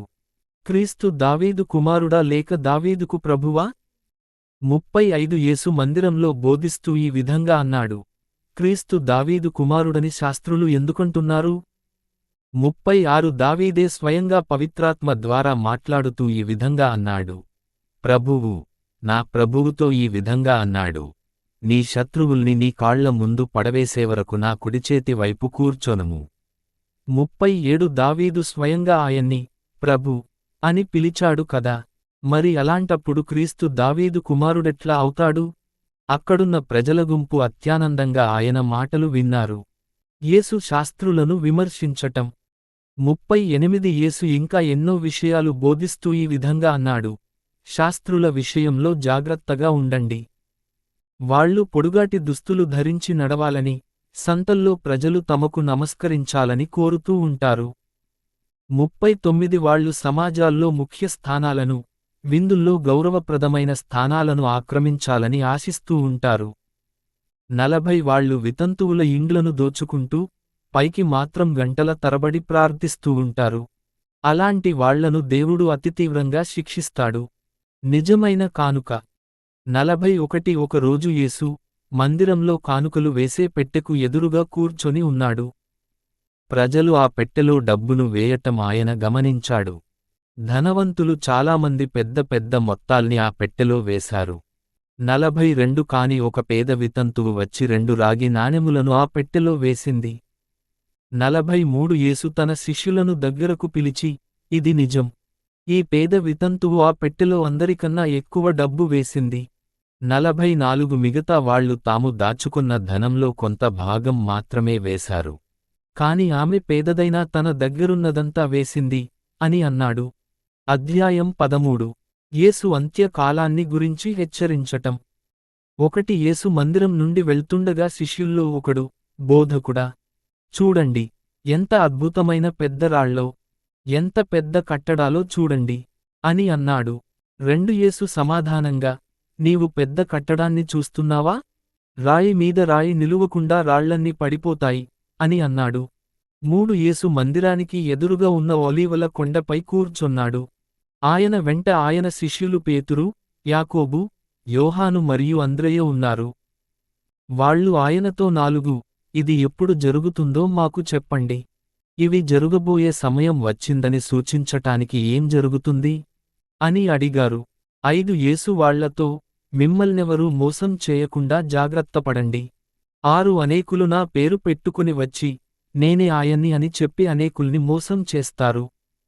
7 మీరు యుద్ధాల్ని గురించి కాని, యుద్ధాల వదంతుల్ని గురించి కాని వింటే వెంటనే ఆందోళన చెందకండి. అవి తప్పక సంభవిస్తాయి. కాని అంతం అప్పుడే రాదు. 8 దేశాలకు, రాజ్యాలకు మధ్య యుద్ధాలు సంభవిస్తాయి. అనేక ప్రాంతాల్లో భూకంపాలు వస్తాయి. కరువులు వస్తాయి. అంటే ప్రసవించే ముందు కలిగే నొప్పులు ప్రారంభమయ్యాయన్నమాట. 9 మీరు జాగ్రత్తగా ఉండండి. కొందరు మనుష్యులు మిమ్మల్ని మహాసభలకు అప్పగిస్తారు. సమాజ మందిరాల్లో మీరు కొరడా దెబ్బలు తినవలసి వస్తుంది. నా కారణంగా మీరు రాజ్యాధికారుల ముందు, రాజుల ముందు నిలుచొని సాక్ష్యం చెప్పవలసి వస్తుంది. 10 మొదట మీరు అన్ని దేశాలకు సువార్త తప్పక ప్రకటించాలి. 11 మిమ్మల్ని బంధించి విచారణ జరపటానికి తీసుకు వెళ్తారు. అప్పుడు మీరు ఏం మాట్లాడాలో అని చింతించకండి. ఆ సమయంలో మీకు తోచింది మాట్లాడండి. ఎందుకంటే అప్పుడు మాట్లాడేది మీరు కాదు, పవిత్రాత్మ మీ ద్వారా మాట్లాడుతాడు. 12 సోదరులు ఒకరికొకరు ద్రోహం చేసుకుని, ఒకరి మరణానికి ఒకరు కారకులవుతారు. అదే విధంగా తండ్రి తన కుమారుని యొక్క మరణానికి కారకుడవుతాడు. పిల్లలు తమ తల్లిదండ్రులకు ఎదురు తిరిగి వాళ్ల మరణానికి కారకులవుతారు. 13 నా కారణంగా ప్రజలందరూ మిమ్మల్ని ఏవగించుకుంటారు. కాని చివరిదాకా పట్టుదలతో ఉన్న వాణ్ణి దేవుడు రక్షిస్తాడు. 14 నాశనం కలిగించేది, అసహ్యమైనది, తనది కాని స్థానంలో నిలుచొని ఉండటం మీకు కనిపిస్తే యూదయలో ఉన్నవాళ్లు కొండల మీదికి పారిపొండి. 15 ఇంటి మిద్దె మీద ఉన్న వాళ్ళు క్రిందికి దిగి తమ వస్తువులు తెచ్చుకోవటానికి తమ ఇళ్లలోకి వెళ్లరాదు. 16 పొలాల్లో పని చేస్తున్న వాళ్లు తమ దుస్తులు తెచ్చుకోవటానికి ఇళ్లకు వెళ్లరాదు. 17 గర్భిణీ స్త్రీలకు, బాలింతలకు ఆ రోజులు ఎంత దుర్భరంగా ఉంటాయో కదా. 18 ఈ సంఘటన చలికాలంలో సంభవించకూడదని ప్రార్థించండి. 19 ప్రపంచంలో ఇదివరకు ఎన్నడూ, అంటే దేవుడు ఈ ప్రపంచాన్ని సృష్టించిన నాటి నుండి ఈనాటి వరకు సంభవించని దుర్భరమైన కష్టాలు ఆ రోజుల్లో సంభవిస్తాయి. అలాంటి కష్టాలు ఇక ముందు కూడా ఎన్నడూ కలగవు. 20 కాని దేవుడు ఆ రోజుల సంఖ్య తక్కువ చేశాడు. లేకపోయినట్లయితే ఎవ్వరూ బ్రతికేవాళ్లు కాదు. తానెన్నుకున్న తన ప్రజల కోసం ఆ రోజుల సంఖ్యను తగ్గించాడు. 21 ఆ రోజుల్లో మీలో ఎవరైనా, ఇదిగో క్రీస్తు ఇక్కడ ఉన్నాడని, కాని అదిగో అక్కడున్నాడని, కాని అంటే నమ్మకండి. 22 దొంగ క్రీస్తులు, దొంగ ప్రవక్తలు వచ్చి అద్భుతాలు, మహత్యాలు చేసి అయినంతవరకు దేవుడు ఎన్నుకున్న వాళ్లను మోసం చెయ్యాలని చూస్తారు. 23 అందువల్ల మీరు జాగ్రత్తగా ఉండాలని, అన్ని విషయాలు మీకు ముందే చెబుతున్నాను. 24 కాని ఆ కష్టాలు గడిచిన తర్వాత వచ్చే రోజుల్లో, సూర్యుడు చీకటైపోతాడు, చంద్రుడు తన వెలుగును వెదజల్లడు. 25 ఆకాశంలోని నక్షత్రాలు రాలిపోతాయి, ఆకాశంలో ఉన్నవన్నీ మార్పు చెందుతాయి. 26 అప్పుడు మనుష్యకుమారుడు గొప్ప శక్తితో, తేజస్సుతో, మేఘాలమీద రావటం మానవులు చూస్తారు. 27 ఆయన నలువైపుల నుండి, అంటే ఈ మూల నుండి ఆ మూల దాకా, తన దేవదూతలను పంపి తానెన్నుకున్న ప్రజలను ప్రోగు చేయిస్తాడు. 28 అంజూరపు చెట్టును చూసి పాఠం నేర్చుకోండి. దాని రెమ్మలు ఆకులు చిగురించుట చూసి ఎండాకాలం రానున్నదని మీరు గ్రహిస్తారు. 29 అదే విధంగా ఇవి జరగటం మీరు చూసినప్పుడు ఆయన త్వరగా రానయ్యున్నాడని గ్రహిస్తారు. 30 ఇది నిజం. ఈ కాలపువాళ్లు జీవిస్తుండగానే ఇవన్నీ జరుగును. 31 ఆకాశం, భూమి గతించిపోతాయి కాని నా మాటలు ఎన్నటికి గతించిపోవు. 32 ఆ దినము, ఆ ఘడియ ఎప్పుడు వస్తుందో, పరలోకంలోని దేవదూతలకు గాని, కుమారునికి గాని మరెవ్వరికి గాని తెలియదు. అది తండ్రికి మాత్రమే తెలుసు. 33 జాగ్రత్తగా, సిద్ధంగా ఉండండి. ఆ సమయం ఎప్పుడు రాబోతోందో మీకు తెలియదు. 34 ఇది తన ఇల్లు విడిచి దూరదేశం వెళ్లే ఒక మనిషిని పోలి ఉంటుంది. అతడు తన ఇంటిని సేవకులకు అప్పగిస్తాడు.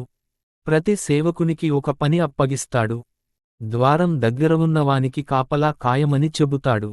35 ఎల్లప్పుడు సిద్ధంగా ఉండమని చెబుతాడు. ఇంటి యజమాని ఎప్పుడు తిరిగి వస్తాడో మీకు తెలియదు. సాయంత్రం వస్తాడో, మధ్యరాత్రి వస్తాడో, కోడికూసే వేళకు వస్తాడో, సూర్యోదయం వేళకు వస్తాడో, ఎప్పుడు వస్తాడో మీకు తెలియదు. 36 అతడు అకస్మాత్తుగా వచ్చి మీరు నిద్రిస్తూ ఉండటం చూస్తాడేమో.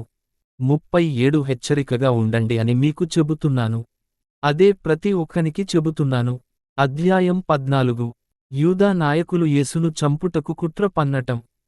1 పస్కా పండుగకు, పులియబెట్టని రొట్టెల పండుగకు 2 రోజుల ముందు ప్రధాన యాజకులు, శాస్త్రులు యేసును బంధించి చంపటానికి పన్నాగం పన్నటం మొదలు పెట్టారు. 2 కాని పండుగ రోజుల్లో కాదు. అలా చేస్తే ప్రజలు అల్లర్లు మొదలు పెట్టవచ్చు అని మాట్లాడుకున్నారు. బేతనియ గ్రామంలో తైల అభిషేకం. 3 ఆ సమయంలో యేసు బేతనియలో ఉన్నాడు. ఆయన కుష్ఠురోగి సీమోను ఇంట్లో భోజనానికి కూర్చొని ఉండగా, ఒక స్త్రీ ఇంట్లోకి వచ్చింది. ఆమె స్వచ్ఛమైన అగరు చెట్ల నుండి చేసిన మిక్కిలి విలువైన అత్తరును ఒక చలువరాతి బుడ్డిలో తన వెంట తెచ్చింది. ఆ బుడ్డి మూత పగులగొట్టి ఆ అత్తరును యేసు తలపై పోసింది. 4 ఇది చూసి అక్కడున్న వాళ్లలో కొందరికి కోపం వచ్చింది. వాళ్ళు పరస్పరం, అత్తరును ఇలా వృధా చేయటం ఎందుకు? 5 దాన్ని అమ్మితే 300 దేనారాలు వచ్చేవి. ఆ డబ్బు పేదవాళ్లకు ఇచ్చి ఉండవలసింది అని ఆ స్త్రీని గూర్చి గొనుక్కున్నారు. 6 యేసు, ఆపండి. ఆమెనెందుకు కంగారు పెడుతున్నారు? ఆమె మంచి పని చేసింది. 7 పేదవాళ్లు మీలో ఎప్పుడూ ఉంటారు. మీకిష్టం వచ్చినప్పుడు మీరు వాళ్లకు సహాయం చెయ్యవచ్చు. కాని నేను ఎల్లకాలం మీతో ఉండను. 8 ఆమె చేయగలిగింది ఆమె చేసింది. నన్ను సమాధికి సిద్ధం చేయాలని ఆమె నా దేహంపై అత్తరు పోసింది. 9 ఇది నిజం. ప్రపంచంలో సువార్త ప్రకటించిన ప్రతిచోట ఆమె జ్ఞాపకార్థంగా ఆమె చేసింది కూడా చెప్పబడుతుంది అని అన్నాడు. యేసుకు ద్రోహం చెయ్యటానికి యూదా అంగీకరించటం. 10 ఆ తర్వాత 12గురిలో ఒకడైన యూదా ఇస్కరియోతు యేసును ప్రధాన యాజకులకు పట్టివ్వటానికి వాళ్ల దగ్గరకు వెళ్ళాడు. 11 వాళ్ళు ఇది విని చాలా ఆనందపడి అతనికి డబ్బిస్తామని వాగ్దానం చేశారు. అందువల్ల యూదా యేసును పట్టివ్వటానికి తగిన అవకాశం కోసం ఎదురు చూడసాగాడు. పస్కా భోజనం. 12 పులియబెట్టని రొట్టెల పండుగ వచ్చింది. మొదటి రోజు పస్కా గొర్రెపిల్లను బలి ఇవ్వటం ఆచారం. ఆ రోజు యేసు శిష్యులు ఆయనతో, ఎక్కడికి వెళ్లి పస్కా పండుగ భోజనం సిద్ధం చెయ్యమంటారు అని అడిగారు. 13 యేసు తన శిష్యుల్లో 2 పంపుతూ వాళ్లతో ఈ విధంగా అన్నాడు, నగరంలోకి వెళ్ళండి. నీళ్ల కడవనెత్తుకుని వస్తున్న ఒక మనిషి మీకు కనిపిస్తాడు. అతణ్ణి అనుసరించండి. 14 అతడు ప్రవేశించిన ఇంటి యజమానితో, అతిథులు ఉండే గది ఎక్కడుందో బోధకుడు అడగమన్నాడని, ఆయన తన శిష్యులతో కలిసి ఆ గదిలో పస్కా పండుగ భోజనం చెయ్యాలని అనుకుంటున్నాడని నేను అన్నట్లు చెప్పండి. 15 అన్ని వస్తువులతో సిద్ధంగా ఉన్న మేడమీది విశాలమైన గదిని అతడు మీకు చూపుతాడు. మనకోసం అక్కడ భోజనం ఏర్పాటు చేయండి. 16 శిష్యులు పట్టణంలోకి వెళ్లారు. యేసు చెప్పినట్లే అన్నీ జరిగాయి. వాళ్ళు పస్కా పండుగ భోజనం సిద్ధం చేశారు. 17 సాయంత్రం కాగానే యేసు 12గురితో కలిసి వచ్చాడు. 18 వాళ్లంతా బల్లముందు కూర్చొని భోజనం చేస్తూ ఉన్నారు. అప్పుడు యేసు వాళ్లతో, ఇది నిజం. మీలో ఒకడు అంటే ప్రస్తుతం నాతో కూర్చొని భోజనం చేస్తున్న వాళ్లలో ఒకడు నాకు ద్రోహం చేస్తాడు అని అన్నాడు. 19 వాళ్లకు దుఃఖం వచ్చింది. ఖచ్చితంగా నేను కాదుగదా ప్రభూ అని ఒకరి తర్వాత ఒకరు ఆయనతో అన్నారు. 20 యేసు, మీ 12గురిలో ఒకడు నాతో కలిసి రొట్టె గిన్నెలో ముంచేవాడు నాకు ద్రోహం చేస్తాడు. 21 లేఖనాల్లో వ్రాసిన విధంగా మనుష్యకుమారుడు వెళ్ళిపోవుచున్నాడు. కాని మనుష్యకుమారునికి ద్రోహం చేసినవాడు శాపగ్రస్తుడవుతాడు. వాడు జన్మించి ఉండకపోతే బాగుండేది అని అన్నాడు. ప్రభు రాత్రి భోజనము. 22 అంతా భోజనం చేస్తుండగా యేసు రొట్టె తీసుకుని దేవునికి కృతజ్ఞతలు చెప్పాడు. దాన్ని విరిచి శిష్యులకిస్తూ, ఇది నా దేహం, దీన్ని తీసుకోండి అని అన్నాడు. 23 ఆ తర్వాత గిన్నె తీసుకుని దేవునికి కృతజ్ఞతలు చెప్పి వాళ్లకిచ్చాడు. వాళ్లందరూ ఆ గిన్నె నుండి త్రాగారు. 24 ఇది నా నిబంధన రక్తం. ఆ రక్తాన్ని అందరికోసం కార్చాను. 25 ఇది నిజం. నేను దేవుని రాజ్యంలో ప్రవేశించి క్రొత్త ద్రాక్షారసం త్రాగేదాకా ఎప్పుడు తప్ప మరెప్పుడూ ద్రాక్షారసం త్రాగను అని యేసు అన్నాడు. 26 వాళ్ళు ఒక భక్తిగీతం పాడాక ఒలీవల కొండ మీదికి వెళ్లారు. యేసు తన శిష్యులు ఆయన్ను విడిచిపెడతారని చెప్పటం. 27 యేసు వాళ్లతో, మీ మనస్సులు చెదరిపోతాయి. ఎందుకంటే లేఖనాల్లో, నేను గొర్రెల కాపరిని కొడతాను, గొర్రెలన్నీ చెదరిపోతాయి అని వ్రాయబడింది. 28 కాని, నేను బ్రతికి వచ్చాక మీకన్నా ముందుగా గలిలయకు వెళ్తాను అని అన్నాడు. 29 అప్పుడు పేతురు, అందరి విశ్వాసం పోయినా నా విశ్వాసం సన్నగిల్లదు అని అన్నాడు. 30 యేసు సమాధానంగా, ఇది నిజం. ఈ రోజు, అంటే ఈ రాత్రి కోడి 2 సార్లు కూయక ముందే నీవు 3 సార్లు నేనెవరో తెలియదంటావు అని అన్నాడు. 31 కాని పేతురు ఎన్నటికీ అలా అననని అంటూ, నేను మీతో మరణించవలసి వచ్చినా సరే నేనెప్పటికీ మీరెవరో తెలియదనను అని అన్నాడు. మిగతా శిష్యులు కూడా అదే విధంగా అన్నారు. యేసు ఏకాంతంగా ప్రార్థించటం. 32 అంతా గెత్సేమనే అనే స్థలానికి వెళ్లారు. అక్కడ యేసు తన శిష్యులతో, నేను ప్రార్థించి వచ్చేదాకా మీరిక్కడే ఉండండి అని అన్నాడు. 33 కాని యేసు పేతురును, యాకోబును, యోహానును తన వెంట పిలుచుకు వెళ్ళాడు. ఆయనకు చాలా దుఃఖం, ఆవేదన కలగటం మొదలుపెట్టింది. 34 ఆయన వాళ్లతో, నా ఆత్మ ప్రాణం పోయేటంత దుఃఖాన్ని అనుభవిస్తోంది. ఇక్కడే కూర్చొని మెలకువతో ఉండండి అని అన్నాడు. 35 ఆయన కొంత దూరం వెళ్లి నేలపై మోకరిల్లి వీలైతే ఆ ఘడియ రాకూడదని ప్రార్థిస్తూ, 36 ఆయన, అబ్బా తండ్రి, నీకన్నీ సాధ్యం, ఈ దుఃఖాన్ని నాకు దూరంగా తీసివేయి. కాని నెరవేరవలసింది నా కోరిక కాదు, నీది అని అన్నాడు. 37 ఆయన వచ్చి తన శిష్యులు నిద్రిస్తుండడం చూశాడు. ఆయన పేతురుతో, సీమోనూ, నిద్రిస్తున్నావా? 1 గంట మేలుకో లేకపోయావా? 38 మెలకువతో ఉండండి, ప్రార్థించండి. అప్పుడే మీరు సైతాను ప్రేరణకు లొంగకుండా ఉంటారు. ఆత్మ సిద్ధమే కాని శరీరంలో బలం లేదు అని అన్నాడు.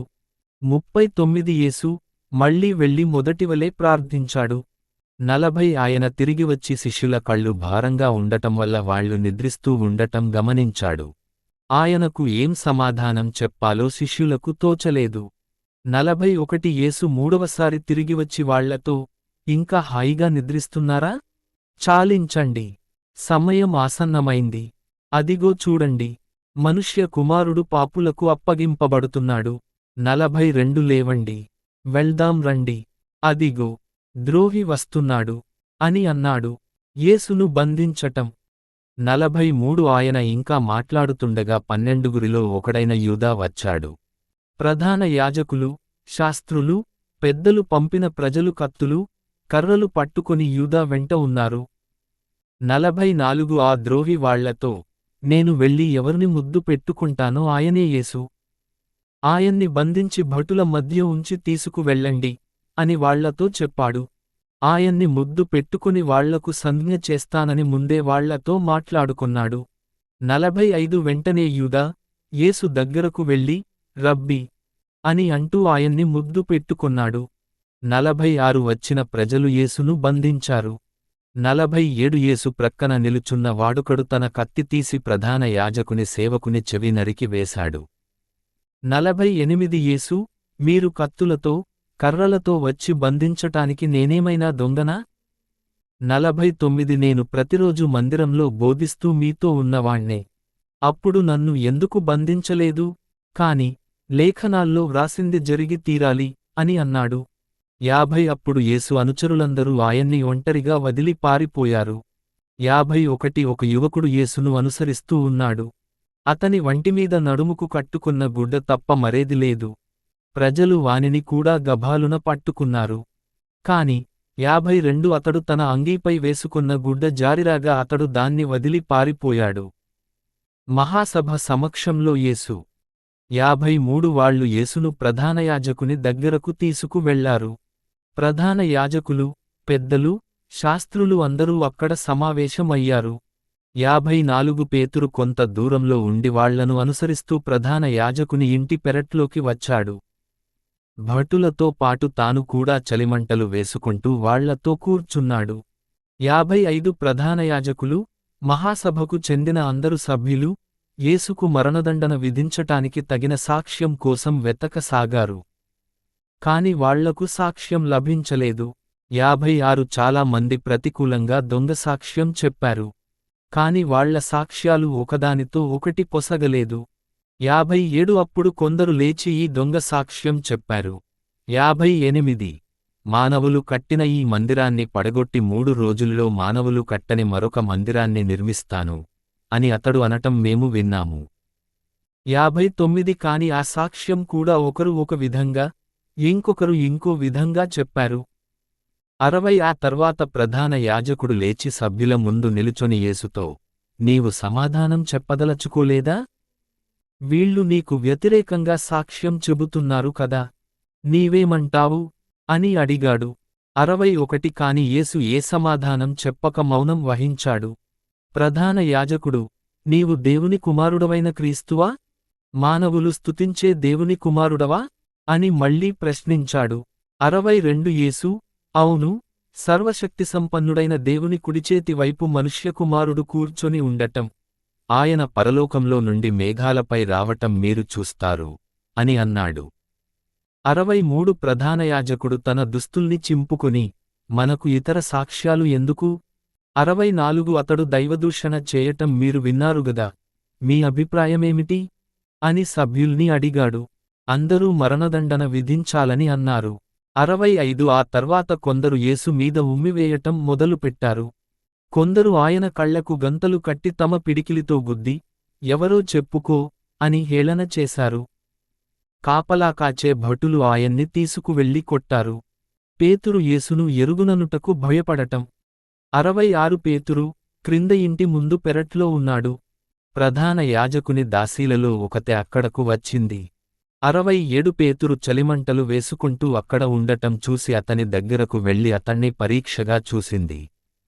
నజరేతు యేసుతో నీవు కూడా ఉన్నావు కదూ అని ఆమె పేతురుతో అన్నది. 68 అతడు నాకు తెలియదంటూ నీవేమంటున్నానో నాకు అర్థం కావటంలేదు అని అన్నాడు. పేతురు ద్వారం వైపు వెళ్లాడు. వెంటనే కోడి కూసింది. 69 ఆ దాసీపిల్ల పేతురును చూసి చుట్టూ ఉన్న వాళ్లతో ఇతడు వాళ్లలో ఒకడు అని మళ్ళీ అన్నది. 70 మళ్ళీ పేతురు అది నిజం కాదు, నాకు తెలియదు అని అన్నాడు. కొద్దిసేపయ్యాక పేతురుతో నిలుచున్న వాళ్లు అతనితో నీవు కూడా గలిలయ వాడవు కనుక తప్పకుండా వాళ్లలో ఒకడివి అని అన్నారు. 71 పేతురు తన మీద ఒట్టు పెట్టుకుంటూ ప్రమాణంగా చెబుతున్నాను, మీరు మాట్లాడుతున్న మనిషి ఎవరో నాకు తెలియదు అన్నాడు. 72 వెంటనే రెండవసారి కోడి కూసింది. అప్పుడు యేసు తనతో అన్న ఈ మాటలు పేతురుకు జ్ఞాపకం వచ్చాయి. కోడి 2 సార్లు కూయకముందే నేనెవరో తెలియదని 3 సార్లు అంటావు. పేతురు దుఃఖం ఆపుకోలేక శోకించటం మొదలు పెట్టాడు. అధ్యాయం 15 పిలాతు సమక్షంలో యేసు. 1 తెల్లవారుజామున ప్రధాన యాజకులు, పెద్దలు, శాస్త్రులు, మహాసభకు చెందిన అందరు సభ్యులు కలిసి ఒక నిర్ణయానికి వచ్చారు. వాళ్ళు యేసును బంధించి తీసుకెళ్లి పిలాతుకు అప్పగించారు. 2 పిలాతు, నీవు యూదులకు రాజువా అని అడిగాడు. మీరే అంటున్నారుగా అని యేసు సమాధానం చెప్పాడు. 3 ప్రధానయాజకులు యేసు మీద ఎన్నో నేరాలు మోపారు. 4 అందువల్ల పిలాతు యేసుతో మళ్ళీ నీవు సమాధానం చెప్పదలచుకోలేదా? వాళ్ళు నీ మీద ఎన్ని నేరాలు మోపుతున్నారో చూడు అని అన్నాడు. 5 అయినా యేసు సమాధానం చెప్పలేదు. ఇది చూసి పిలాతుకు చాలా ఆశ్చర్యం వేసింది. మరణదండన విధించటం. 6 పండుగ రోజు ప్రజల కోరిక ప్రకారం ఒక నేరస్తుణ్ణి విడుదల చేయటం ఒక ఆచారం. 7 తిరుగుబాటులో పాల్గొని హత్యలు చేసిన వాళ్లు కారాగారంలో ఉన్నారు. వాళ్లలో బరబ్బా ఒకడు. 8 ప్రజలు పిలాతు దగ్గరకు వచ్చి ప్రతి సంవత్సరం విడుదల చేసినట్లే ఆ సంవత్సరం కూడా ఒకణ్ణి విడుదల చెయ్యమని కోరారు. 9 ప్రధానయాజకులు అసూయవల్ల యేసును తనకప్పగించారని పిలాతుకు తెలుసు. కనుక యూదుల రాజును విడుదల చెయ్యమంటారా అని అడిగాడు. 11 కాని ప్రధానయాజకులు యేసుకు మారుగా బరబ్బాను విడుదల చేసేటట్లు పిలాతును కోరమని ప్రజలను పురికొల్పారు. 12 పిలాతు, మరి మీరు యూదుల రాజు అని పిలిచే ఈ మనిషిని ఏం చెయ్యమంటారు అని అడిగాడు. 13 వాళ్ళు సిలువకు వేయుము అని కేకలు వేశారు. 14 ఎందుకు? అతడు చేసిన నేరమేమిటి అని పిలాతు అడిగాడు. ప్రజలు ఇంకా బిగ్గరగా అతణ్ణి సిలువకు వేయండి అని కేకలు వేశారు. 15 ఆ ప్రజల గుంపును ఆనందపరచాలని వాళ్లు అడిగినట్లు బరబ్బను విడుదల చేశాడు. కొరడా దెబ్బలు కొట్టి సిలువకు వెయ్యమని యేసును భటులకు అప్పగించాడు. 16 భటులు యేసును రాజభవనంలో అంటే ప్రేతోరియమునకు తీసుకెళ్లి భటులందరిని సమావేశపరచారు. 17 వాళ్లాయనకు ఊదారంగు రాజదుస్తులను తొడిగించారు. ముళ్లతో ఒక కిరీటాన్ని అల్లి ఆయన తలపై పెట్టారు. 18 ఆ తర్వాత యూదుల రాజా, జయము అని ఆయన్ని పిలుస్తూ కేకలు వేశారు. 19 ఆయన తలపై కర్రతో మాటి మాటికి కొడుతూ ఆయన మీద ఉమ్మివేశారు. ఆయన ముందు వంగి తమ మోకాళ్లపై కూర్చొని ఆయన్ని వ్యంగ్యంగా పూజించారు. 20 ఆయన్ని హేళన చేసిన తర్వాత ఊదారంగు దుస్తుల్ని తీసేసి ఆయన దుస్తుల్ని ఆయనకు తొడిగించారు. ఆ తర్వాత ఆయన్ని సిలువకు వేయటానికి తీసుకు వెళ్లారు. యేసుని సిలువకు వేయటం. 21 కురేనే పట్టణానికి చెందిన సీమోను అనే వాడొకడు పొలాల నుండి ఆ దారిన వెళ్తూ ఉన్నాడు. ఇతడు అలెక్సంద్రుకు మరియు రూపునకు తండ్రి. భటులు ఇతనితో బలవంతంగా సిలువ మోయించారు. 22 వాళ్ళు యేసును గొల్గొతాకు తీసుకువచ్చారు. గొల్గొతా అంటే పుర్రెలాంటి స్థలం అని అర్థం. 23 అక్కడ వాళ్ళు ఆయనకు ద్రాక్షారసంలో మత్తు కలిపి త్రాగమని ఇచ్చారు. కాని ఆయన త్రాగలేదు. 24 ఆ తర్వాత వాళ్ళాయన్ని సిలువకు వేశారు. ఆయన దుస్తులు పంచుకోవటానికి చీట్లు వేసి ఎవరికి వచ్చినవి వాళ్ళు తీసుకున్నారు. 25 ఆయన్ని సిలువ వేసినప్పుడు ఉదయం 9 గంటలు. 26 ఆయనపై మోపబడిన నేరాన్ని, యూదుల రాజగు యేసు అని ఒక పలకపై వ్రాసి తగిలించారు. 27 ఆయనతో సహా ఇద్దరు బందిపోటు దొంగలను ఒకణ్ణి కుడివైపు, మరొకణ్ణి ఎడమవైపు సిలువకు వేశారు. 29 ఆ దారి మీద నడిచి వెళ్లే వాళ్ళు ఆయన్ని అవమానపరచారు. వాళ్ళు తమ తలలాడిస్తూ, మరి మందిరాన్ని పడగొట్టి 3 రోజుల్లో మళ్లీ కట్టిస్తానన్న వాడవు గదా. 30 సిలువ నుండి క్రిందికి దిగి నిన్ను నీవు కాపాడుకోలేవా అని అన్నారు. 31 ప్రధాన యాజకులు, శాస్త్రులు కూడా ఆయన్ని హేళన చేస్తూ, ఇతరులను రక్షించాడు కాని తనను తాను రక్షించుకోలేడు. 32 ఈ క్రీస్తు, ఈ ఇశ్రాయేలు రాజు సిలువ నుండి క్రిందికి దిగివస్తే చూసి అప్పుడు విశ్వసిస్తాము అని పరస్పరం మాట్లాడుకున్నారు. ఆయనతో సహా సిలువకు వేయబడ్డ వాళ్ళు కూడా యేసును అవమానించారు. యేసు మరణం 33 మధ్యాహ్నం 12 గంటల నుండి 3 గంటల దాకా ఆ దేశమంతా చీకటి వ్యాపించింది. 34 3 గంటలకు యేసు బిగ్గరగా, ఎలోయి ఎలోయి లామా సబక్తాని అంటే, నా దేవా నా దేవా నన్నెందుకు ఒంటరిగా వదిలివేశావు అని కేకవేశాడు. 35 దగ్గర నిలుచున్న కొందరు ఇది విని, వినండి, అతడు ఏలీయాను పిలుస్తున్నాడు అని అన్నారు. 36 ఒకడు పరుగెత్తి వెళ్లి ఒక స్పాంజిని పులిసిన ద్రాక్షారసంలో ముంచి ఒక కట్టెకు తగిలించి యేసుకు త్రాగటానికి అందించాడు. మరొకడు, అతణ్ణి వదలండి, అతణ్ణి క్రిందికి దింపటానికి ఏలియా వస్తాడేమో చూద్దాం అని అన్నాడు. 37 పెద్ద కేక పెట్టి యేసు ప్రాణం వదిలాడు. 38 అప్పుడు మందిరంలోని తెరమీది నుండి క్రింది వరకు 2 భాగాలుగా చినిగిపోయింది. 39 యేసు ముందు నిలుచొని ఉన్న శతాధిపతి ఆయన కేక విని, ఆయన చనిపోయిన విధం చూసి, ఈయన తప్పక దేవుని కుమారుడు అని అన్నాడు. 40 కొందరు స్త్రీలు దూరం నుండి అన్నీ గమనిస్తూ ఉన్నారు. వాళ్లలో మగ్దలేనే మరియ, చిన్న యాకోబుకు, యోసేపుకు తల్లి అయిన మరియ మరియు సలోమే ఉన్నారు. 41 గలిలయలో ఉన్నప్పుడు వీళ్లు యేసును అనుసరిస్తూ, ఆయనకు సేవ చేస్తూ ఉండేవాళ్లు. వీళ్లేగాక ఆయన వెంట యెరూషలేమునకు వచ్చిన స్త్రీలు కూడా అక్కడ ఉన్నారు. యేసును సమాధి చేయటం 42 అది సబ్బాతుకు సిద్ధమయ్యే రోజు, అనగా విశ్రాంతి రోజుకు ముందు రోజు సాయంత్రమైంది. 43 అరిమతయ్య గ్రామస్థుడు యోసేపు ధైర్యంగా పిలాతు దగ్గరకు వెళ్లి యేసు దేహాన్ని అడిగాడు. యోసేపు మహాసభలో పేరుగల సభ్యుడు. ఇతడు స్వయంగా దేవుని రాజ్యం కొరకు కాచుకుని ఉండేవాడు. 44 యేసు అప్పుడే చనిపోయాడని విని పిలాతు ఆశ్చర్యపడ్డాడు. శతాధిపతిని పిలిచి, యేసు అప్పుడే చనిపోయాడా అని అడిగాడు. 45 ఆ సైన్యాధిపతి అవునని అన్నాక యేసు దేహాన్ని తీసుకు వెళ్లటానికి యోసేపుకు అనుమతి ఇచ్చాడు. 46 యోసేపు నారతో చేసిన వస్త్రాన్ని కొనుక్కుని వచ్చి, యేసు దేహాన్ని క్రిందికి దింపి ఆ వస్త్రంలో చుట్టాడు. ఆ తర్వాత ఆ దేహాన్ని తీసుకువెళ్లి రాతితో మలచిన సమాధిలో ఉంచాడు. ఒక రాయిని అడ్డంగా దొర్లించి ఆ సమాధి మూసివేశాడు. 47 మగ్దలేనే మరియ, యోసేపు తల్లి మరియ ఆ దేహం ఉంచిన స్థలాన్ని చూశారు. అధ్యాయం 16 యేసు బ్రతికి రావటం 1 విశ్రాంతి రోజు ముగియగానే, మగ్దలేనే మరియ, యాకోబు తల్లి మరియ మరియు సలోమే యేసు దేహానికి పూయటానికి సుగంధ ద్రవ్యాలు కొన్నారు. 2 ఆదివారం ఉదయం సూర్యోదయం అవుతుండగా వాళ్లు సమాధి దగ్గరకు వెళ్లాలని బయలుదేరారు. 3 ఇంతకు సమాధికి అడ్డంగా ఉన్న రాయిని ఎవరు తీస్తారు అని పరస్పరం దారిలో మాట్లాడుకున్నారు. 4 వాళ్లు కళ్ళెత్తి సమాధి వైపు చూశారు. ఆ పెద్దరాయి దొర్లిపోయి ఉంది. 5 వాళ్లు సమాధిలోకి ప్రవేశించారు. అక్కడ దానికి కుడివైపు ఒక యువకుడు తెల్లటి దుస్తులు ధరించి ఉండటం చూశారు. వాళ్లకు భయం వేసింది. 6 ఆ యువకుడు, భయపడకండి, సిలువకు వేయబడిన నజరేతు యేసు కోసం చూస్తున్నారా? ఆయన ఇక్కడ లేడు.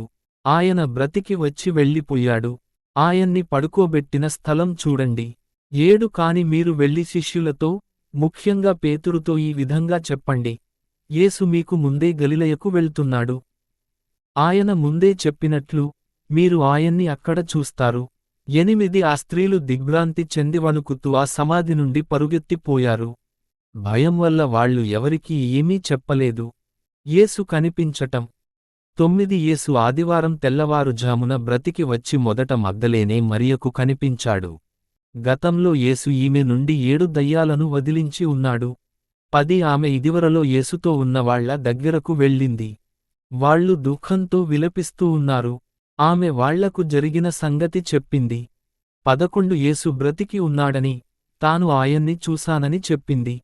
ఇది వాళ్ళు విన్నారు. కాని వాళ్ళు ఆమె మాటలు నమ్మలేదు.